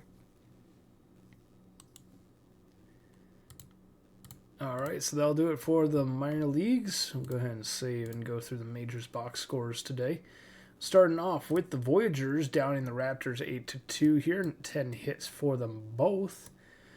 3 RBIs for Palidorus on a 2 for 4 day. DeMars gets 2 runs knocked in. Vacuum gets 3 hits, and Cove on the side of Boise, Why Not Cove, will knock in 2 runs. Neymar Cove will take the loss for Boise, while Anchovy gets the win, and Ness will get their 19th save for New York. Palidorus will be your player of the game. All right, Providence is going to get a 12-5 win over the Vandals in a game that featured 33 hits. Ooh. My goodness. Providence, everybody in the lineup got a hit. We have multiple RBI games from Gonzalez, Fuse, Shiesty, Alou, and Coolcraft. For Vancouver, we got a 2 for 4 and 2 RBI effort from Oatmeal. When we look into the pitching in this game, there's 33 hits. It's not going to be too pretty, I don't think. Although Meta got the win, 9-8, had a pretty good outing. 6 innings pitched, just 4 runs, but gave up those 8 hits. The loss goes to Cove, who falls to 4-17. Gave up 6 runs and 3 1/3. And then he was relieved by a Cove, who gave up 5 runs and 5 hits in 1 inning in a rough outing. And your player of the game is going to be Jordan Gonzalez. Next up, the Surge defeat the Sloths here 3-0. Sloths limited to only 1 hit. I better see 1 pitcher for the Surge in this one if they're only giving up 1 hit. It's going to be a 1-hit day for the Sloths. Big Vito got the sole single on the side of Buffalo. 3 RBIs for Yaboa on a 2 for 4 day. And 1 hit and 2 walks away from a perfect game is Mayo Hooper with the complete game shutout, getting the win over the Sloths 12-6 on the season. For Hooper with 8 Ks. They'll be your player of the game for sure. And Lila will take the loss for San Antonio.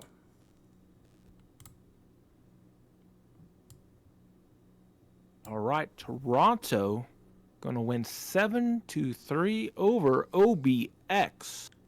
For Toronto, Johnson Jr., 2 for 5, 4 RBI, which included a 3-run homer in the 8th inning. For OBX, multiple RBI day from Khan, the third baseman, going 1 for 4, 2 RBI. Your winning pitcher is going to be Maurer out of the bullpen. Losing pitcher is going to be Otav, who falls to 3-5 and a blown save. Player of the game, Zach Johnson Jr.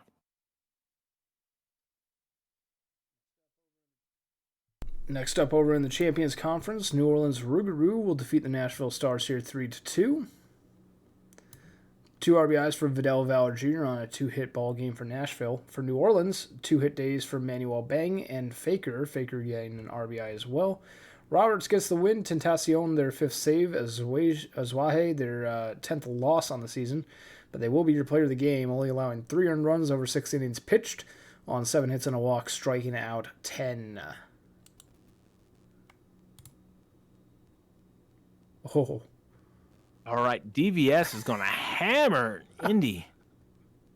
15-2, including 12 runs in the first 2 innings. 15 runs, 19 hits. For Death Valley, everybody gets a hit. Everybody in the top, 1, 2, 3, 4, 5 hitters in the lineup get an RBI. The bottom 2 hitters get RBI. We got home runs from Salmon Arms. Max Power has a multiple home run day, which is to be expected, I guess. For the losing side, just 1 RBI in the leadoff spot from Nitro. Keep a Secret improves to 7-12, going 7 innings, giving him just 2 runs. Simcalis Jr. is gonna, wow, that's one of the roughest starts I've seen. Didn't even make it out of the first inning, gives up 7 runs in 2/3 of an inning, and then Rosali comes in and doesn't provide much relief, giving up 5 runs in 2/3 of an inning. So a rough start there for Indy. Your player of the game is Max Power. That is the entire Apex bullpen. I just want to point that out. Yeah. They have some tired arms going into tomorrow, I have a feeling. Cancun, a 10-8 victory over the Lunar Base Space Rangers. 16 hits to 11 for the Toros. 3 RBIs from Sims, 2 RBIs from Wall and McGillicuddy. Nice job, Chadwick. 3 hits each for Burns and Blue Sky. On the side of Lunar Base, 3 hits for Alvarez with 2 RBIs. Morgan and Buoyant both knock in 2 as well.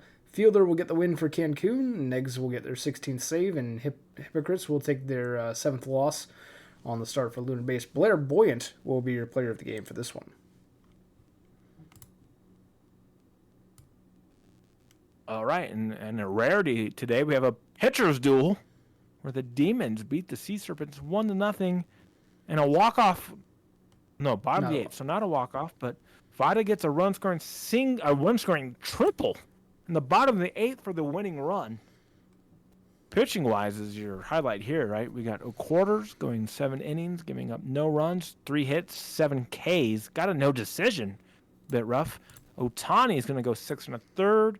No runs, 4 hits, 6 strikeouts. But your winner is going to be Williams out of the bullpen, goes 2 innings, 2 Ks, no runs. Bright takes the loss, going to 3-3, gives up a run and 1 2/3. But Quentin O'Quarters is going to be your player of the game, going 7 innings of shutout baseball. And that'll do it for the September 5th. We'll save, advance the day, and save again, going into our next day, which is a quick sim. So we will go ahead and keep on trucking through these box scores. Starting off with the Voyagers defeating the Raptors 20-1. Whoa. 20-1. We're not in spring training, right? This isn't a spring training game. All right. New York missed the extra point, I think. Yeah, that's what happened. They gave it to Boise. Oh man. And Boise Raptors somehow got that 1 extra point. 3 home runs for the Voyagers in the bottom of the first inning. Not 3. 2 2-run home runs and a 2-run double from Franklin DeMars. God. Okay, 4 RBIs for Palladores, 4 hits for Rye. We're not going through everything else that happened with New York. Boise, a 2-hit and 1 RBI day from McMagic, and Allen gets 2 hits. Ovechkin takes the loss. Parko gets the win for New York.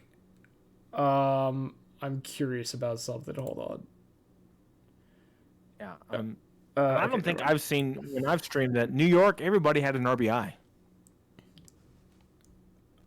Which is pretty wild. Yes, they did. Yeah, everyone contributed.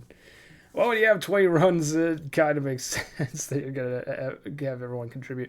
All of the Boise arms in the bullpen were used in this one. Parko gets the win for New York, only allowing 1 earned run over 7.1 innings pitched and striking out 12. And Squints Pallador is your player of the game. All right, the Crabs are going to get a 10-4 win over the Vandals. For Providence, Shiesty Jr. is going to go 3 for 4 with 3 RBI. And Alty Gator is going to go 1 for 3 with 3 RBI. And that is a home run, of course, for both Gator and Shiesty Jr. On the losing end, you got Wash with the goatee, the shortstop, going 1 for 4, 2 RBI. Ferris Bueller Jr. going 1 for 4 with 2 RBI as well. Your winning pitcher is going to be Torrent, who went 8 innings, giving up just 3 runs, 10 Ks. And Lothbrok's going to take the save, falling to 1-19 with an ERA now of 11. That is high, unfortunately for them. Shiesty Jr., your player of the game. And I want to point out that we do have 2 milestone hits here for the Crabs as well. Pax Torrent just got their 125th win on the career, so congratulations to Pax Torrent. And Whiskey Fuse needed 4 runs in this stream to get to 600 runs. And with these 2, they now have reached that milestone. So congratulations on 600 runs on the career, Whiskey Fuse. Continuing on, Buffalo Surge, we had a 5-3 victory over the Sloths. Sloths actually out hitting the Surge here 10-7, much better than their 1 hit yesterday. Marcus goes 3 for 4 with an RBI on the side of the Sloths. For Buffalo, 2 hits and an RBI for Forbes Jr., also with a walk. Quest will take the loss for San Antonio on the start. Clifton will get the win, improving to 12-7. Dedendex the hold, Chapler their second save, and Dolores Clifton will be your player of the game.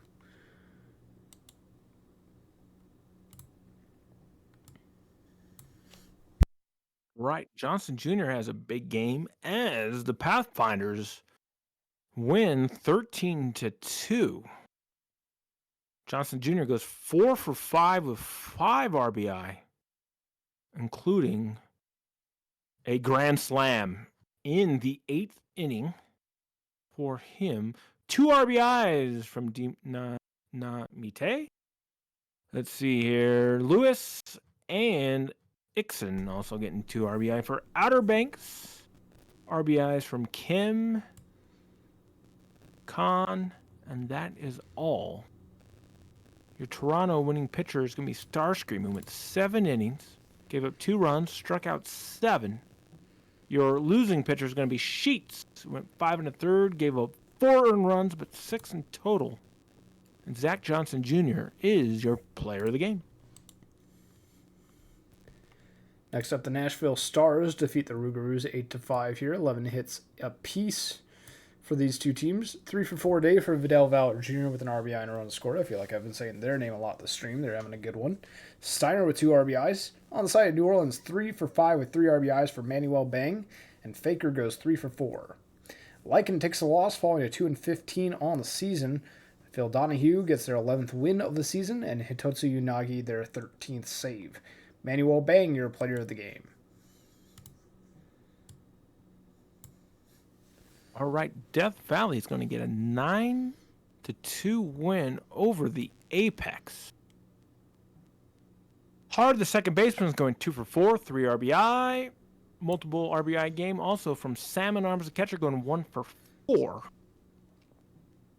On the losing side, top of the order, 2 hits by Nitro, Jew the Jew, Milligan, and Pico there. no one else getting them much support. Your winning pitcher is going to be Tsunami for the Death Valley, going 7 1/3, giving up just 2 runs, and your losing pitcher on the other side is going to be Stun Gun, who gave up 8 runs, 6 earned, and 4 2/3. Player of the game is Rake Hard. Next up, Lunar Base, a 10-5 victory over the Cancun Toros. 10 hits to 9 in that regard. Arthur Morgan goes 3 for 3 with 3 runs and 3 RBIs and only 2 walks. We need one more there. Alvarez 1 for 5 with 3 RBIs. Both great days at the plate for those two. Cancun, a 3 for 5 day for Schmidt with a run scored. Blue Sky knocks in 2 and scores twice. Sampson takes the loss. Mano Wright gets the win for Lunar Base. Marston their 17th save.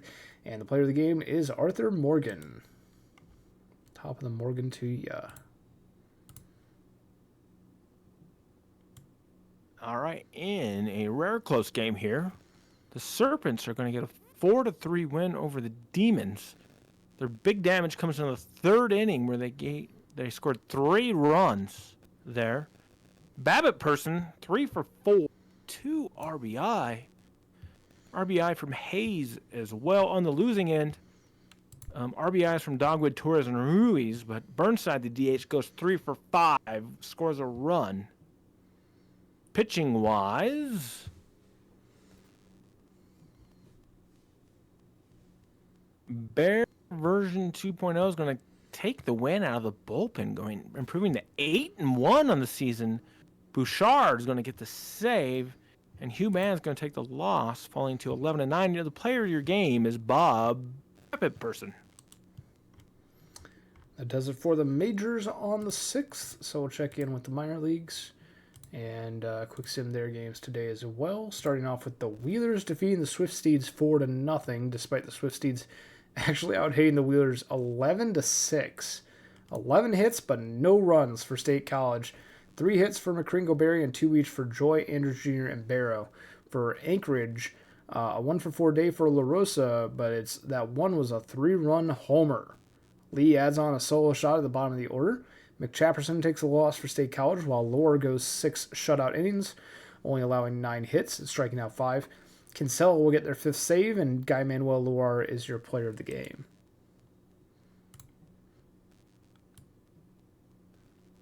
All right, the Lemurs are going to get a 5-3 win over the Firehawks. Josh Allen's going to go 2 for 4 with a 4 RBI, and that is a grand slam in the 1st inning. Ooh. For the Firehawks, Archer has a strong game, going 3 for 5 with 2 RBI and a losing effort. Your winning pitcher out of the bullpen is going to be Crown, who improves to 6-4. Krat's going to get their 2nd save of the year, and Steven Schlossberg is going to take the loss, falling to 3-11, despite having a pretty respectable 4.13 ERA. Your player of the game, Josh Allen.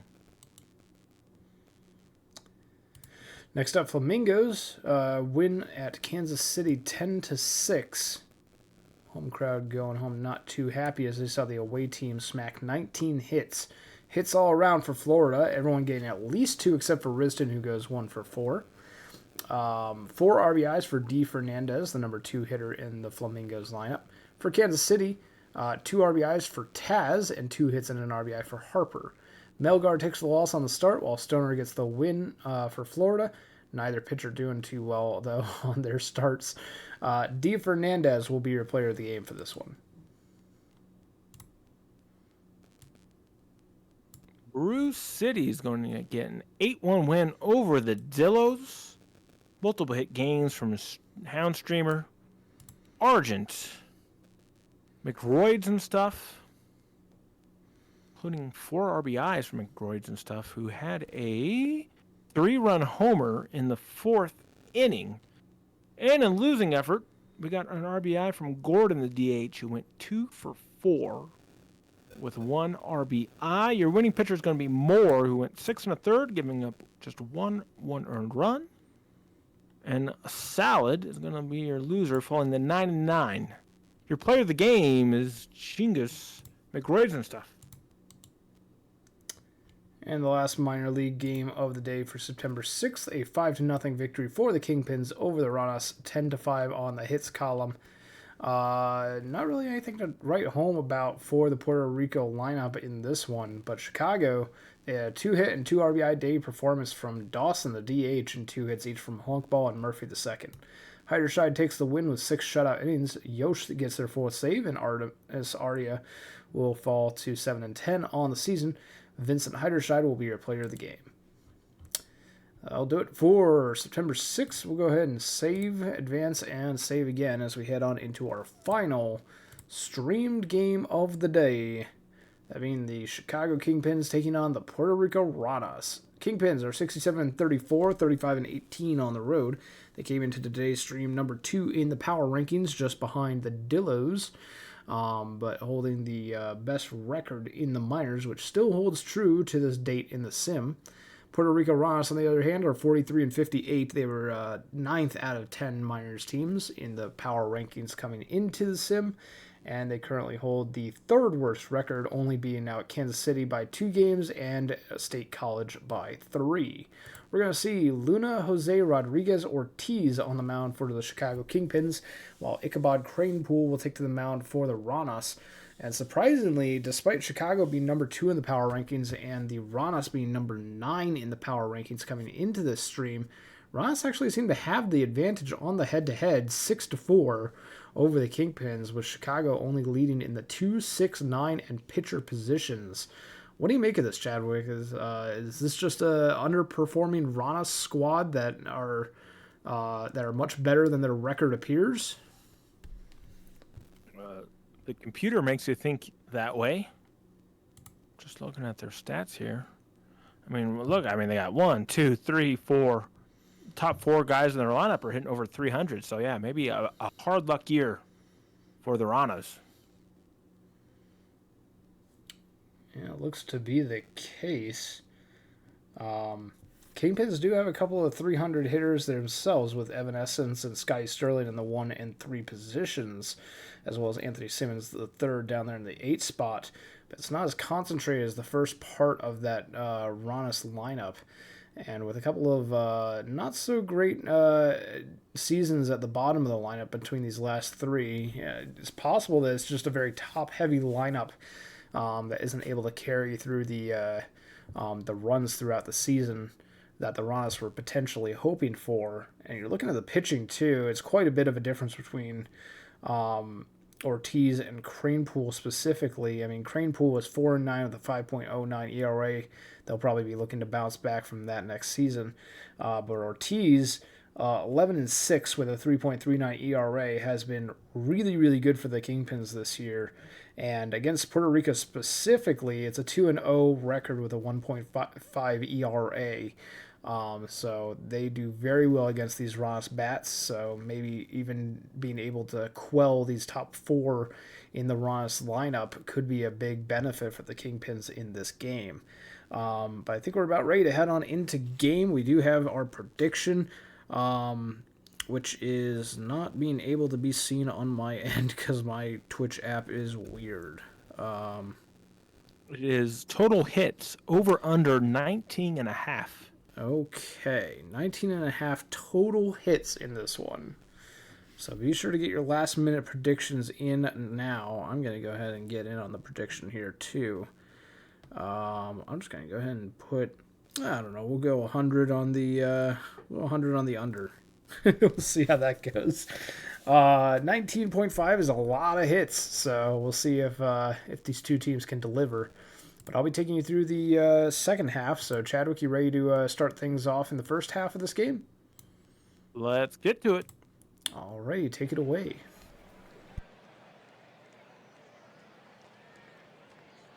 All right, Cranepool is going to be facing the center fielder Essence for the Kingpins.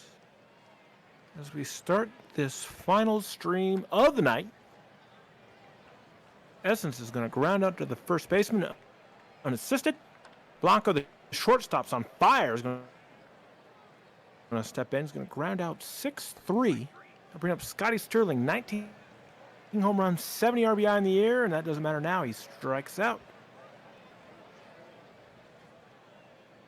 So, Ortiz is now going to face Stern, the center fielder for Puerto Rico. He's going to take a leadoff walk. Cove's going to step in. He's going to ground out to the pitcher, but no, he beats it out, an infield sinker. And now De Jong is going to hammer one to the gap. It's a 3-run bomb. So there we go. There's the Rana's top of the order we were talking about. All getting on base. 3-run bomb by De Jong. And now Thomas, the catcher, is going to step up. He's going to ground out 6-3, and that's the first out in the inning. Barry, the DH, is going to draw a walk. And it's going to bring up Borowski. The right fielder is going to hammer one to center, but it's going to be tracked down. There's going to be 2 outs for Stern, the third baseman. He's going to get a base hit. That's going to move the runner to third. First and third for Justice Jr. It's going to fly out to left. It's been a very productive inning for Puerto Rico as they score 3 runs on the 3-run bomb. Honkball, the second baseman, is going to lead off against Cranepool. It's going to ground out 4-3. Murphy, the second, going to fly out to right field. It's going to bring up the catcher, Kidd. It's going to fly out in the infield. And it's a 1-2-3 inning for Cranepool. Go to the bottom of the second now, where Quinn, the 9-hitter, and the shortstop, is going to ground out to first base. Pitcher assisting. Stern, the leadoff hitter, is going to get a second at bat of the game, and he's going to ground out to the catcher. Cove is going to strike out on a 1-2 count. Go to the top of the third, where Dawson, the DH for the Kingpins, is going to fly out on a line drive to center there. Simmons, the first baseman, is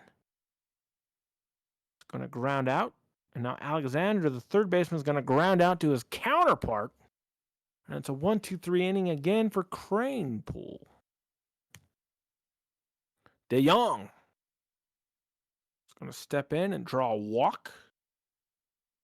Thomas, the catcher, is going to get a base hit, and that's going to get runners at first and second with no outs for the DH Barry, who is going to ground out into a fielder's choice, but he'll move the runners to second and third for Berezowski. He's going to get a base hit. It's going to score 1 run. They'll hold the runner at third. They're cornered for Stern. Stern's going to hit a ball that's going to get the lead runner at second. I know he didn't tap on first, but a run will score. Justice is going to strike out. But Puerto Rico tags on 2 more runs to take a 5-0 lead as we're at the top of the fourth. Leadoff hitter for Chicago is going to fly out to deep center field on the track. Blanco is going to fly out to center. Can we get the hat trick? Sterling is going to strike out. And Cranepool is pitched now 4 scoreless innings. Ooh, Quinn's going to get robbed by the right fielder. Sterling with a nice play. Stern now is going to fly out to deep center. And now Cove, the left fielder, is going to fly out to his counterpart. And that's a 1-2-3 inning. And through 4 innings, it's 5-0 Puerto Rico. Go at the top of the 5th here. Honkball. It's going to ground out 4-3. And now we get a base hit. Murphy gets the first hit of the game for Chicago on the infield. Kidd is now going to fly out the center. Dawson, 2 on, 1 out. He's going to hit a ball into the gap in the right center, and it is gone. 399 feet. The Ranas will still lead 5-2, but that cuts into their lead on the home run. Cranepool now going to give up a double down the line to Simmons. And Alexander has a chance with a runner in scoring position at 2 outs. He'll bloop it in. Is it going to score a run? It will. He'll take second on the throw. It's 5-3, and it's the top of the order. Essence is going to ground out 6-3. That'll end the inning, but Chicago's back in this game. I'm going to hand you over to AJ.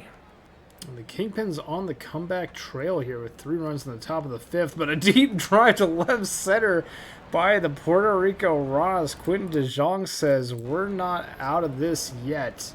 We're going to keep a hold of a much larger lead than just 2 runs.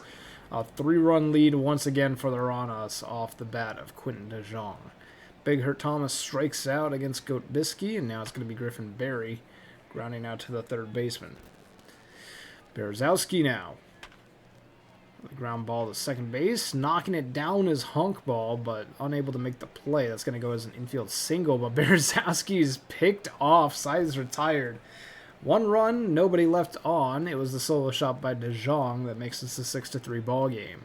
3-run lead for the Ranas, and the Kingpins are back to the back with their noses to the grindstone, trying to get manufacture some runs here in the top of the 6th. Beating the throw at third is Blanco after getting on board. A single by Sterling will advance him along. Honk ball pops out, and now it's going to be Murphy the second with runners at the corners and 1 away. Deep fly ball left field caught. Throw to the plate. Safe at the plate. The animation on that made me think otherwise, but now 6-4 as the Kingpins add on another run. We head to the bottom half of the 6th inning. Puerto Rico now only leads by 2. Their lead the narrowest it's been all game since the since after the 5th anyway. And with the first 2 outs, it's going to be Wesley Quinn drawing a walk on a 3-1 pitch. Professor Farnsworth enters the ball game and immediately surrenders a hit to Sterling Stern. Juanias Cove with a base hit. Ranas are going to score that run back. Juanias Cove with their 50th RBI on the season. Very impressive. Multiple players on their team, though, with 60 RBIs. Quentin DeJong will draw a walk, and now the bases are loaded with 2 outs. And that one's going to get past the diving second baseman. Big Hurt Thomas is going to bring 2 home. 2 RBI single by Big Hurt Thomas, and Puerto Rico now extends their lead to 5 runs. And a deep drive to left will increase it even farther. Griffin Berry with a 3-run shot to left. 15th home run of the season, 388 feet for this one. And the Ranas with 6 runs in the bottom half of the inning. The Phantom comes in to finally, mercifully end the bottom half of the 6th inning. But the Ranas, after this game was 6-4, now it's 12-4. An 8-run lead for the Puerto Rico Ranas in this one. And 2 quick groundouts by the Kingpins, followed by a strikeout by Jalexi Alexander. Makes it so that the Kingpins only have 6 outs to work with in the 8th and the 9th, 3 outs apiece to make up this 8-run deficit. Possibly more if the Ranas can continue to keep scoring like they have been. Their offense is just putting on a clinic so far in this one. 12 runs on 11 hits. Quick 1-2-3 inning for their offense, though. We'll finish off the 7th inning. Top of the 8th, Chicago looking to put a dent in this 8-run lead. There's the first of the 3 outs in this one. Blanco, high pop fly to left center, shallow. Stern is going to take charge and put that one away. That's out number 2. Stern going to grab onto out number 3, and we'll head to the bottom half of the 8th inning. Not looking good for the Kingpins. They'll need to score at least 8 in the top of the 9th. Puerto Rico can make their job even tougher here if they score some more. Sterling Stern on board with a single. Now it's Juanias Cove. Runner on first. No one out. Quickly turns into no one on base with 2 outs. As a 6-4-3 double play clears the base paths. Quentin DeJong walks, and now it's going to be Big Hurt Thomas with a grounder into a fielder's choice. Nothing on 1 hit for Puerto Rico. 12-4 lead for the Ranas as we head to the top of the 9th. Kingpins looking for something big here in the top of the 9th inning. With a quick ground out by their number 4 hitter. It's not what they were looking for. Murphy the second will ground out as well, and the Kingpins are down to their last out. It's going to be Cryas Kid. And a fly out to center field is going to do it. Puerto Rico, this game was close after the top of the 6th, but That bottom half of the 6th inning just blew the door wide open, and the Ranas are going to run away with this one, 12-4. Big days for the Ranas offense. Cranepool will get the win for Puerto Rico, while Ortiz takes the loss for Chicago. Both starting pitchers gain the decision. Quentin DeJong will be your player of the game. And that will finish off our last streamed game of the day. We'll continue around the rest of the minor league with the box scores, starting off with Chadwick taking you through the first one. All right, the Flamingos are going to get a 6-3 loss to the Hepcats. The Hepcats are going to have a nice game here from Lawrence, the shortstop, going 3 for 4, 3 RBI, including a 2-run homer in the 6th inning. For Florida, Nash DeVille is going to go 1 for 4, 2 RBI in a losing effort. Your winning pitcher is going to be Garoppolo, who proves to 3-9 on the year. Your losing pitcher is going to be Green, falling to 10-10. And your player of the game is your winning pitcher, Garoppolo. Next up, the Lemurs defeat the Firehawks 7-3 here. 2 RBIs, the only 2 RBIs for the Firehawks coming from Jeff Lumo, new fan. For the Lemurs, 2 RBIs each for Beatty Jr. and Allen. Porkman will get the win, Murphy the hold, Pitt the loss, falling to 2-12 on the season. Archduke McCannon will be your player of the game. I don't think I mentioned them, but they went 2 for 3 with an RBI, a run scored, and a walk. All right, Anchorage is going to get a 6-2 win over State College. Looks like your performer for Anchorage is Wallace, the center fielder, going 2 for 4 with 3 RBI. For State College, RBIs from Wellerman and Knockrim in a losing effort. Your winning pitcher is going to be Fisher, saved Abernathy Jr., and your losing pitcher, Bones, or is it Bonus, like the old Ricky Bonus? That's a good question. Your player of the game is Herbert Fisher.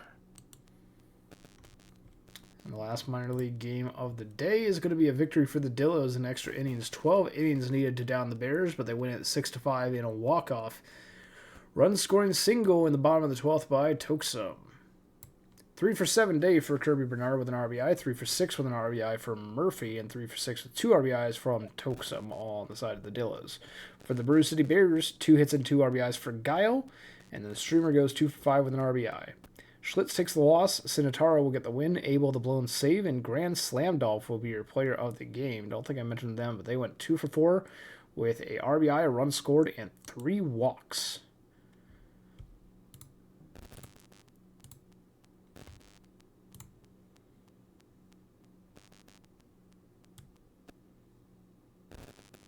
And Okay, the Aviators are going to get a 5-1 win over Toronto in the majors here.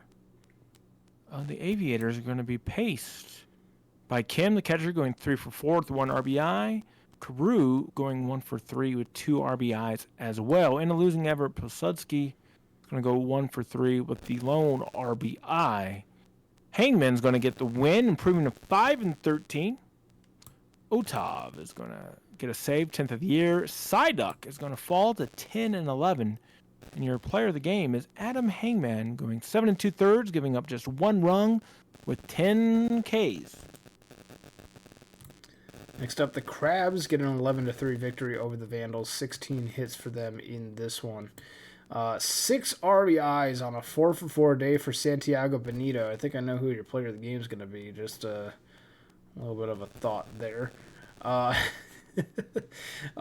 the side of Vancouver, a 2 RBI day for Gabriel Catcher Scudder. Jerry Riggs will take the loss. James Daly will get the win, improving to 11-7 on the start for Providence, only allowing 1 earned run over 6.2. And Santiago Benito, of course, will be your player of the game.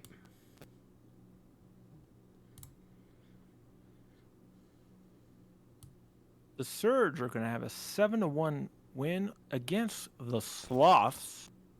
The home team is going to get multi-RBI efforts from Dinstro, as well as Calavera, the second baseman, going 3 for 4 with 3 RBI. For San Antonio, Multi-hit games for Lawn Pipe and Vito in a losing effort.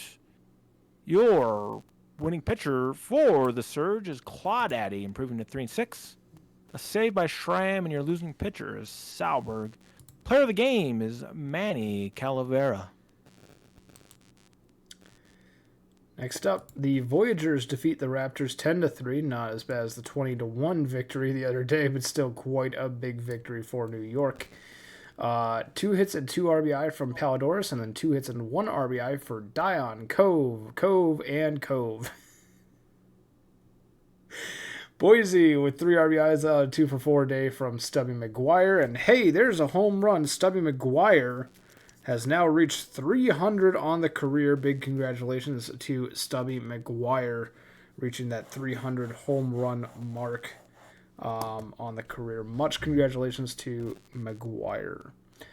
Crawford will get the win. We have another milestone as well in this one. Crawford reaching 1250 innings pitched on the career.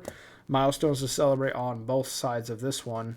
Rye also adds 2 walks, which means we have another milestone of 550 walks on the career for Beef Rye. So 3 milestones hit in this game. Crawford with 1250 innings pitched, Rye with 550 walks, and McGuire with 300 home runs. Congratulations to all 3 of you. Tiny Chef takes the loss falling to 2-17, and Xavier Crawford will be your player of the game, only allowing 1 run on 7.1 innings pitched.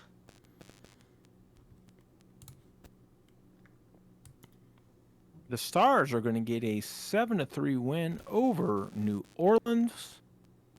43 and a quarter is going to go 2 for 3, with 4 RBI. And that includes a grand slam in the first inning, which will lead them to victory. For New Orleans, RBI from Brennan, Windsor, and Randberg. For Nashville, starting pitcher Randall Jr. is going to get the win, improving to 5-2. Eshelman Jr. is going to get the loss, falling to 2-15 on the year. And your player of the game is going to be Jose, 43 and a quarter. Next up, the Scorpions will get a 10-5 victory in extra innings. Not that often you see that big of a discrepancy in the run column in an extra inning game, but 5 runs in the top of the 11th for the Scorpions. And nothing answered back from the apex in the bottom half of that inning. Ileski goes 3 for 4. Pico gets 2 RBIs for Indianapolis. For Death Valley, 3 RBIs on a 3 for 6 day for Brandbill Ostman, the center fielder. Kuma and Valero knock in 2 runs, and Slammer goes 3 for 5. Petrovic gets the win. Rosali takes the loss for Indianapolis, and Kuma will be your player of the game. Indianapolis once again using all 5 of their bullpen arms in this one.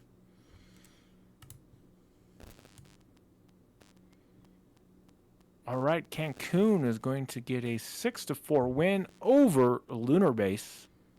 We have multiple RBI game from Jackson, the shortstop, in the leadoff spot, going 2 for 5. And then RBIs as well from Blue Sky, JJ Schmidt, Greenwall, and Sims. For Lunar Base, RBIs from Alvarez, Chains, and Newman, as well as Buoyant and Cross Erickson at the bottom of the order. Montaigne's going to get another win in the stream, improving to 12-8. Your loss is going to go to Macarena, who falls to 11-3. He's been having a great year, so a rare loss there. And Nova Montaigne is going to be your player of the game. And the last box score for today's stream. The Detroit Demons will take down the Sea Serpents 4-0 in is the final. 2 RBIs each for Dogwood and Jolly. Torres goes 3 for 4. On the side of Seattle, not a whole lot going on there. A couple of hits scattered and 2 walks for Babbitt Person, I guess. Toll will take the loss. Page will get the win for Detroit. 7 shutout innings for them. 4 hits and 3 walks given up. They will be your player of the game at Demon's Lair at Laser Park.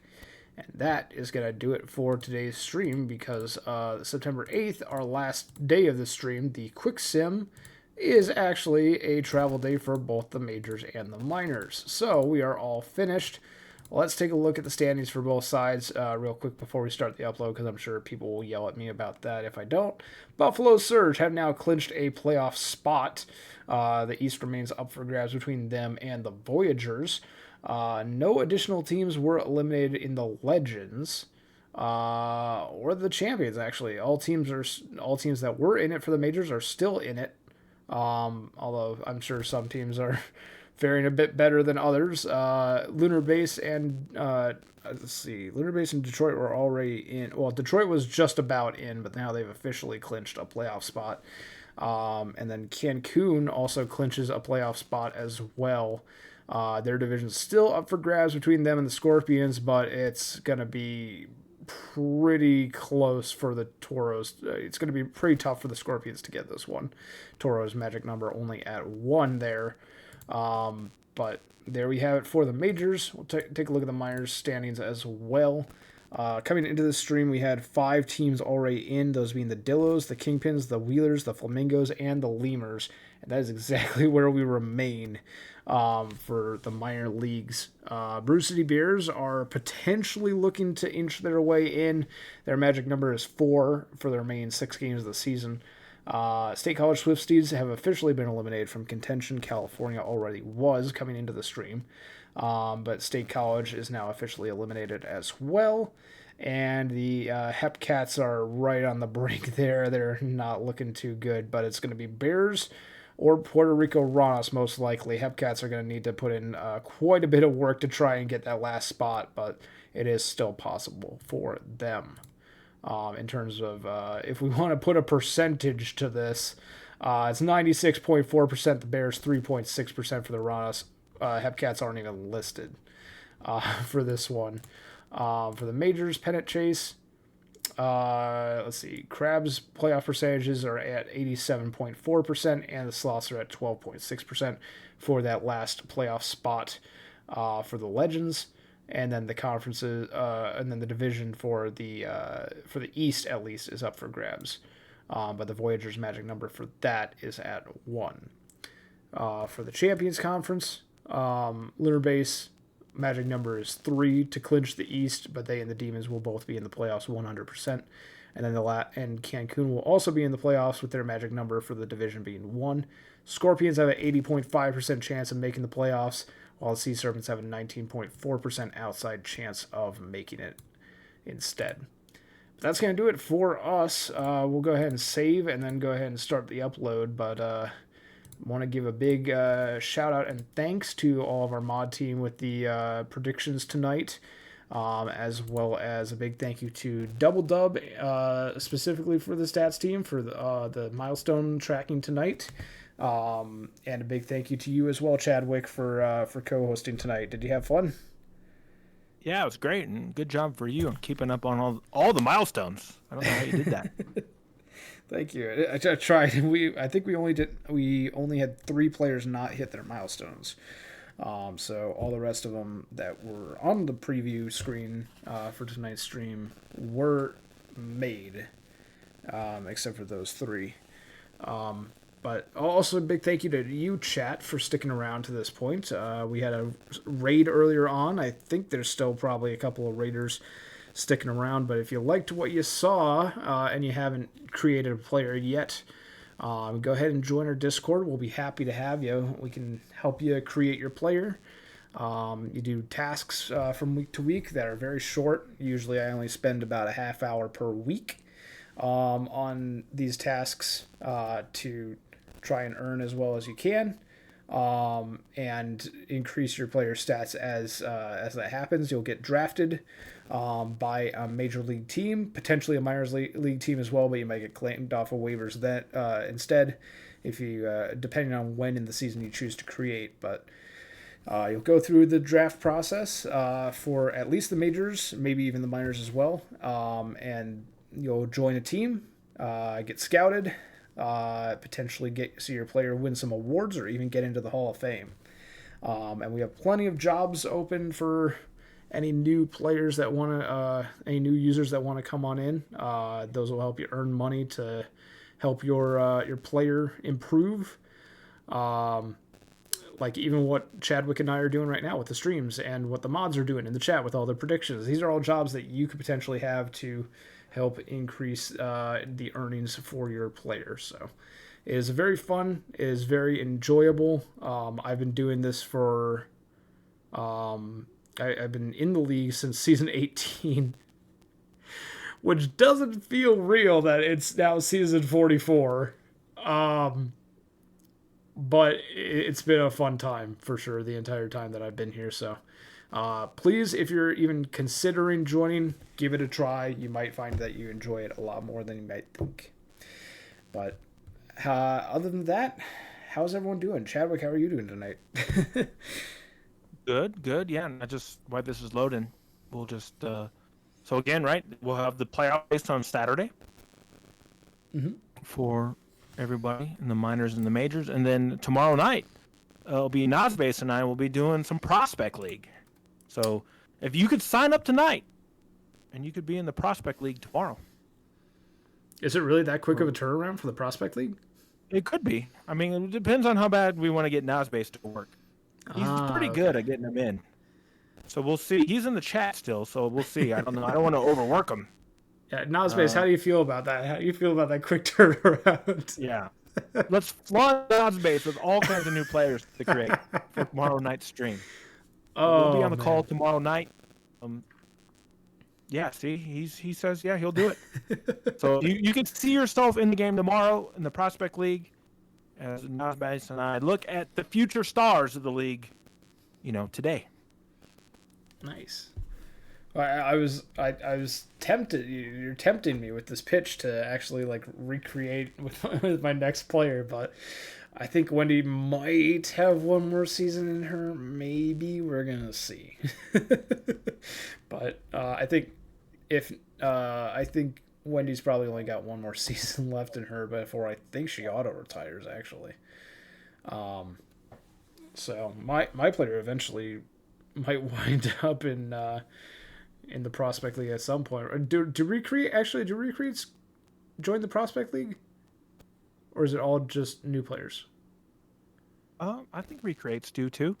Okay. Yeah. I'm pretty sure. I could have sworn that Wendy wasn't on a Prospect League team when I recreated that time, but maybe I'm wrong and just wasn't paying attention. Okay, Yeah, okay, Recreates do join. definitely. Yeah. Okay. I don't know. Maybe I just wasn't paying attention at that time. Oh, yeah. It's fun. So, yeah. So, tomorrow night, Nazbase and I will have a bunch of new crazy names to learn. And that's the fun part of it. Nice. Always some fun names, especially in the minor leagues. And then the question is, well, how many coves will we have, right? That's another thing. I've been noticing actually a decrease in coves recently. I haven't seen as many in the draft. Let me pull up the compendium real quick, see if there's any in the upcoming draft. But yeah, so it should be good. So we'll be winding down this season, and then we'll be looking towards the future tomorrow. Let's see, draftees. I am not seeing any coves in this upcoming draft class. Interesting. Yeah, draft base is saying 2. Oh, no coves the last 2 seasons. Okay. So that's your challenge, somebody. Let's get a new cove. Well, it won't be me. No disrespect to Evok, but I've already got a plan for my next player. So, but yeah, as mentioned by Chadwick, Prospect League is tomorrow night, and playoff race is Saturday. It's going to be Nazbase and Chadwick tomorrow for the Prospect League, and then Lumosity Fan and HBJ for the playoff race on Saturday. And then next week is going to be the playoffs. We don't actually have a streamer scheduled so far for Tuesday's playoffs, but we will have one eventually. And then I'll be back 1 week from today with the semifinals at the same time, 7 p.m. Eastern Time. Yajakov has a ring to it. Oh, don't tempt me, Nazbase. Don't tempt me. And then Saturday on January 6th, we'll be having both our World Series streams as usual. The Minors World Series at 1 p.m. Eastern Time with Rabid Sponge, and then the Majors World Series will be later on that evening. Other Prospect League dates are Monday, January 1st, Wednesday, January 3rd, January 5th, 8th, 10th, and 12th as well. So be sure, there are plenty of streams to watch for PBE content coming up in the coming days. And soon even we'll be seeing the drafts for Season 45 and the award stream for Season 44. Those are coming up soon. Kind of surprising that it's coming to the end of Season 44 this soon.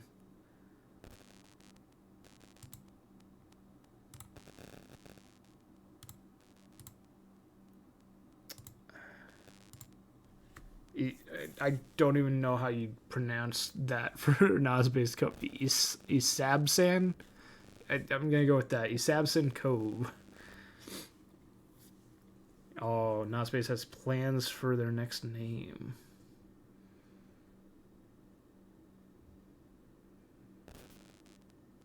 Is it first name Nas, last name Based? Like baseball? I don't know. Nas based. Nas is based, especially with the big raid coming. Hey, Thomas, stream went well. We had not really too many crazy things happening. Oh, we had a lot of walk-offs. A lot of walk-offs. Very true. Yeah, perfect walk-offs. A lot of high-scoring games, low-scoring games. A good mix. Stubby McGuire got to 300 home runs. We had lots of milestones. Stellan Apollo got 1,000 hits. To name your surprise no one has used. Well, now I'm very interested in Ozbase. Oh, man. I'm Very interested. Swifties are out, so we burned down the Kingpin Stadium. Why the Kingpins specifically? Are the Kingpins and the Swifties like major rivals? Is that?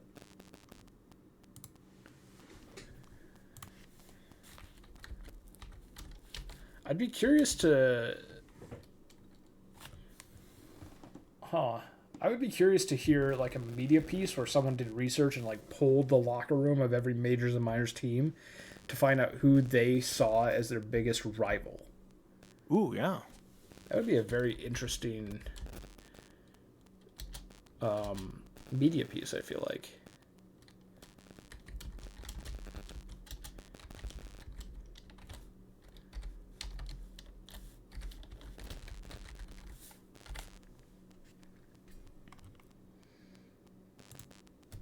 Oh, I see.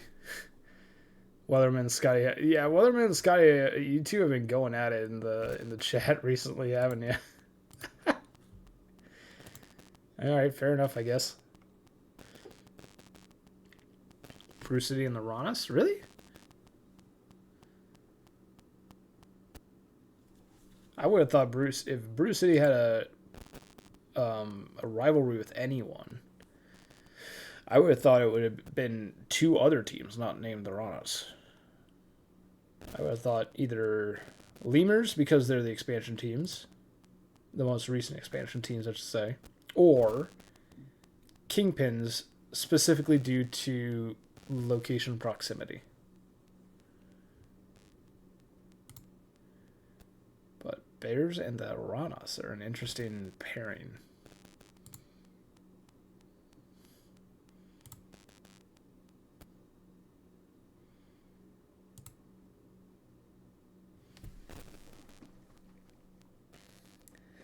Did everyone in the chat have a good holiday? How about you, Chadwick? Did you have a good holiday? Yeah, it was pretty good. Nice. Survived it. Now we're on the New Year's. Yeah. A party on weekend. T-Den Destroyer, thank you very much for subscribing at Tier 1. 17-month streak, much appreciated. Glad to hear you had a good holiday. And it's not over yet. Wow. Did you take a big trip, I take it? Over 2,000 innings for Benjamin, so my new nickname is AB2K. Was that a this stream thing? Did you just now get to 2,000? Why was that not on the milestone tracker? Oh, no, you reached it last sim. Okay.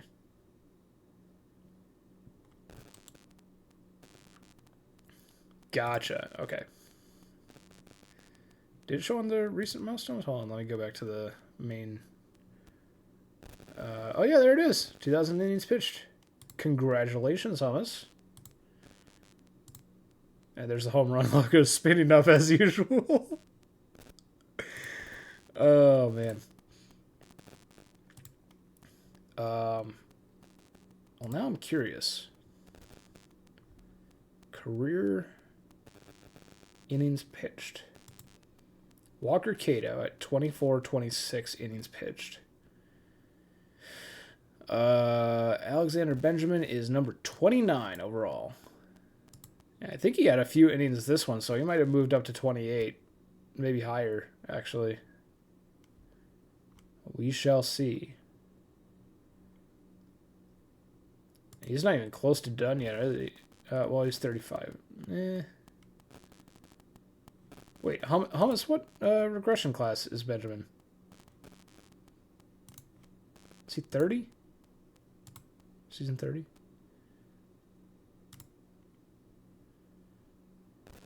Okay, yeah, he is 30.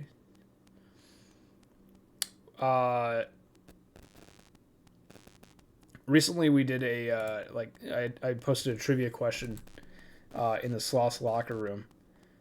Believe it or not, there are only 6 active players who still have a season, who still have a regression class that is in the 20s for seasons.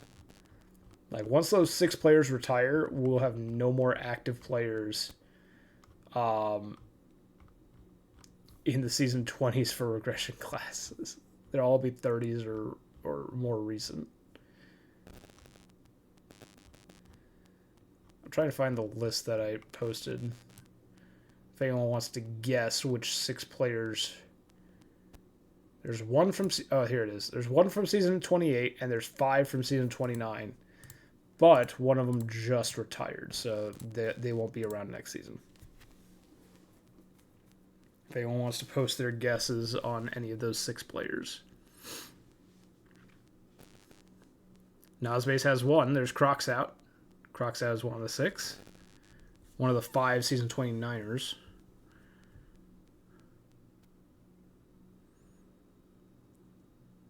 Chadwick, you got any guesses? No, I can't even hazard one. No. All right. So, Kevin Larson, no. Not B. Fry either.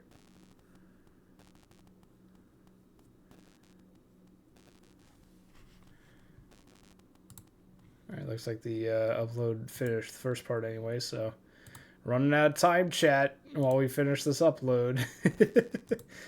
Marvell is 1, yeah. I was gonna say, if we didn't get it before the end of the stream, I was gonna say, here's a hint. Look in the bottom left of the stream's display. There's one right there. Marvell is 1. We got Marvell. We got Crocs Out. There's 4 more. You guys are still missing the season 28 player. Who's a really, really old player that's been around forever? Think Buffalo.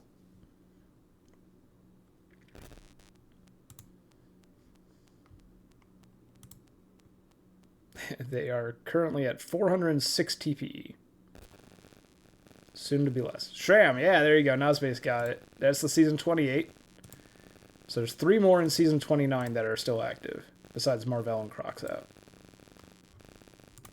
You only got a few more seconds before the upload finishes. Nope, not Rick Slammer. Alright, update has finished. I'll leave it for y'all to discover if you want to go look for it and search for it. If you can't find, not Juos's player, no. San Antonio is a lot more recent. Well, not a lot more recent, but more recent than that. If you can't find those remaining players, DM me and I'll send you the answers. But but only 6 players remain, and one of them is going to be retiring at the end of the season. So another season 20. ish regression class, or will be biting the dust soon in retirement. But thank you all for watching. Be sure to tune into the Prospect League tomorrow night and Saturday's playoff race stream. We will see you all then. Take care, everyone. Bye.